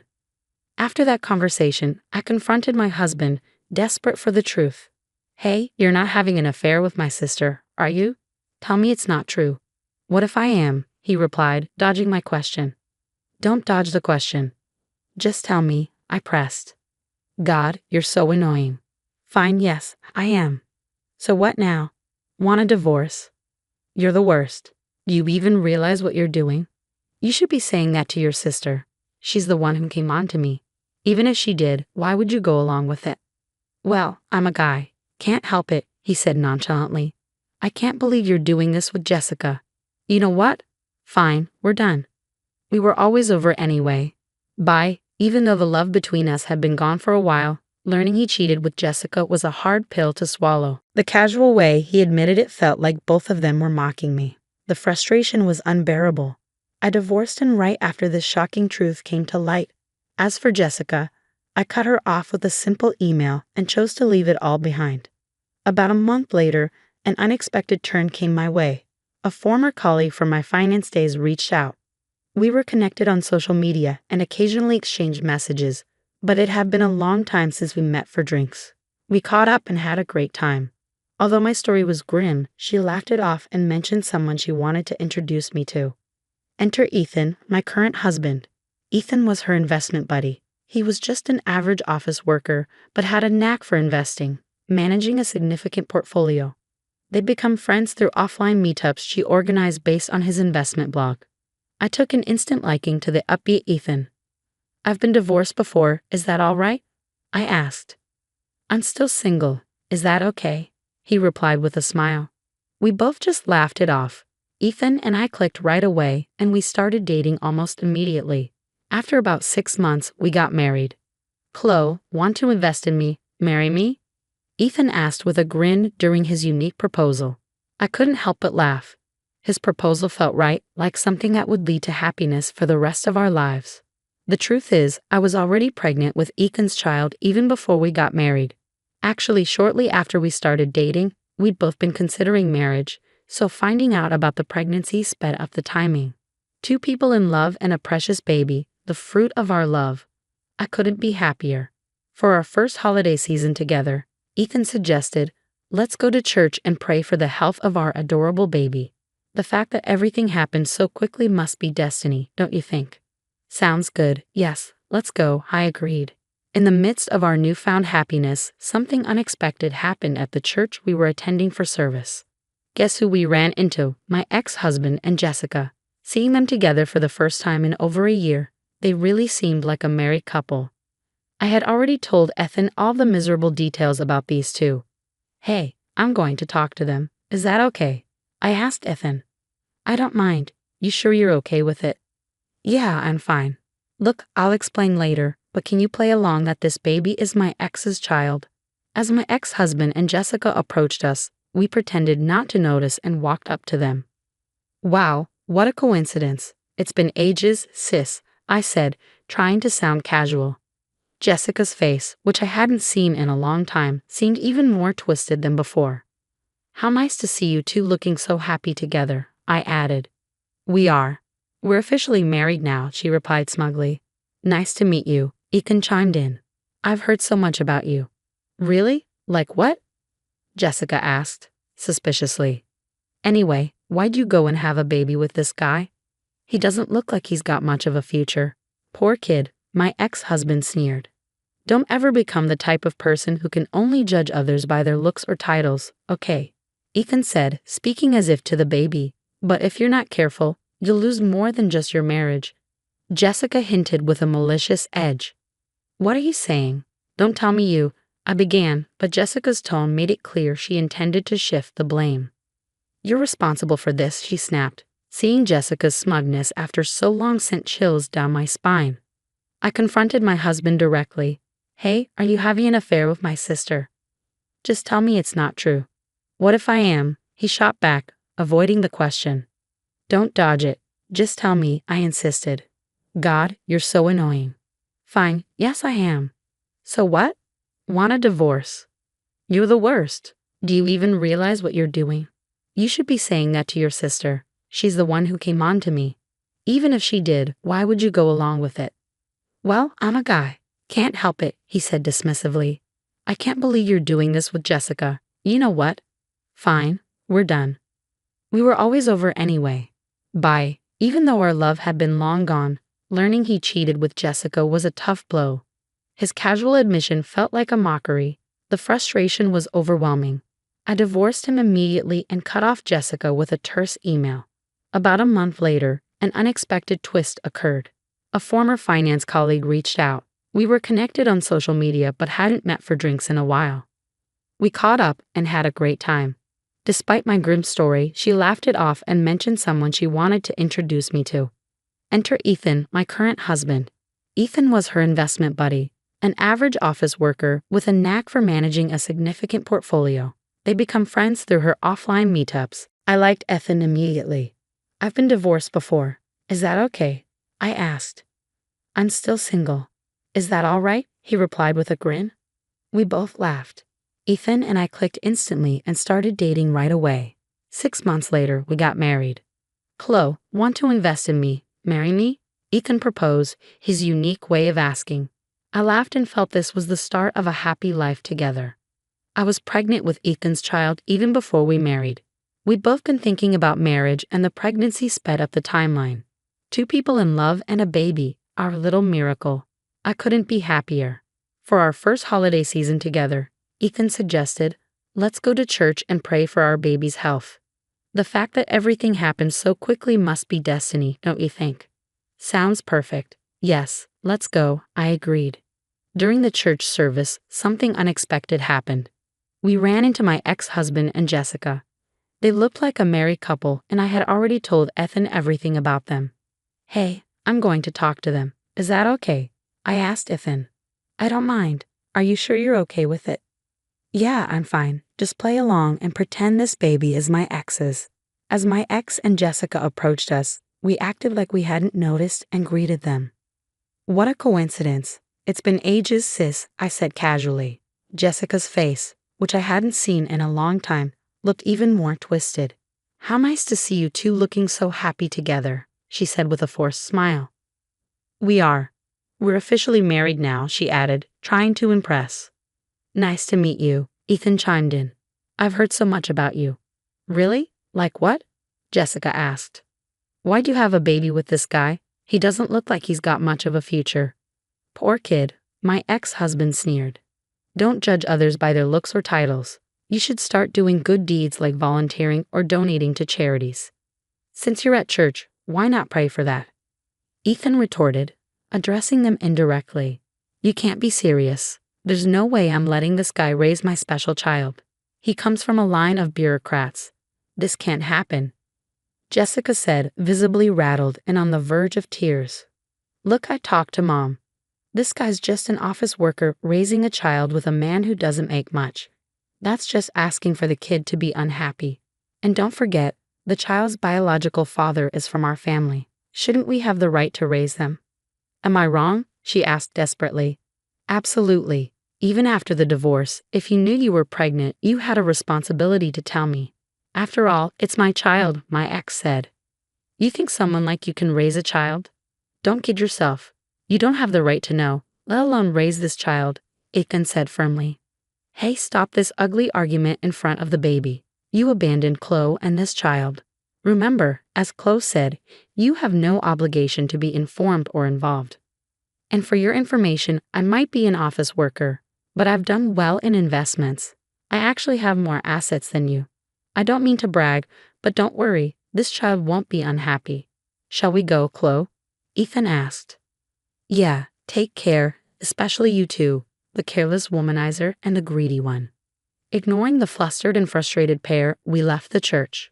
I'm sorry you got caught up in this, and thank you for going along with me, I said to Ethan. No problem at all. Honestly, I'm impressed with how well you handled it. That was some award-winning acting. I fell for you all over again, he replied.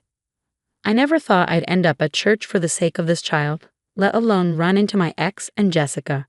But thanks to that encounter, I was able to get some satisfaction from my ex-husband and Jessica.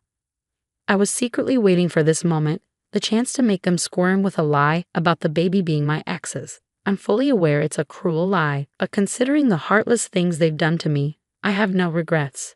It was necessary for my sanity. Mom, you don't have to tell Jessica about me, okay? You know the situation, I said. Oops, my bad, but what happened to that girl? Mom asked. Don't worry about it. I'm sorry for all the worry I've caused you.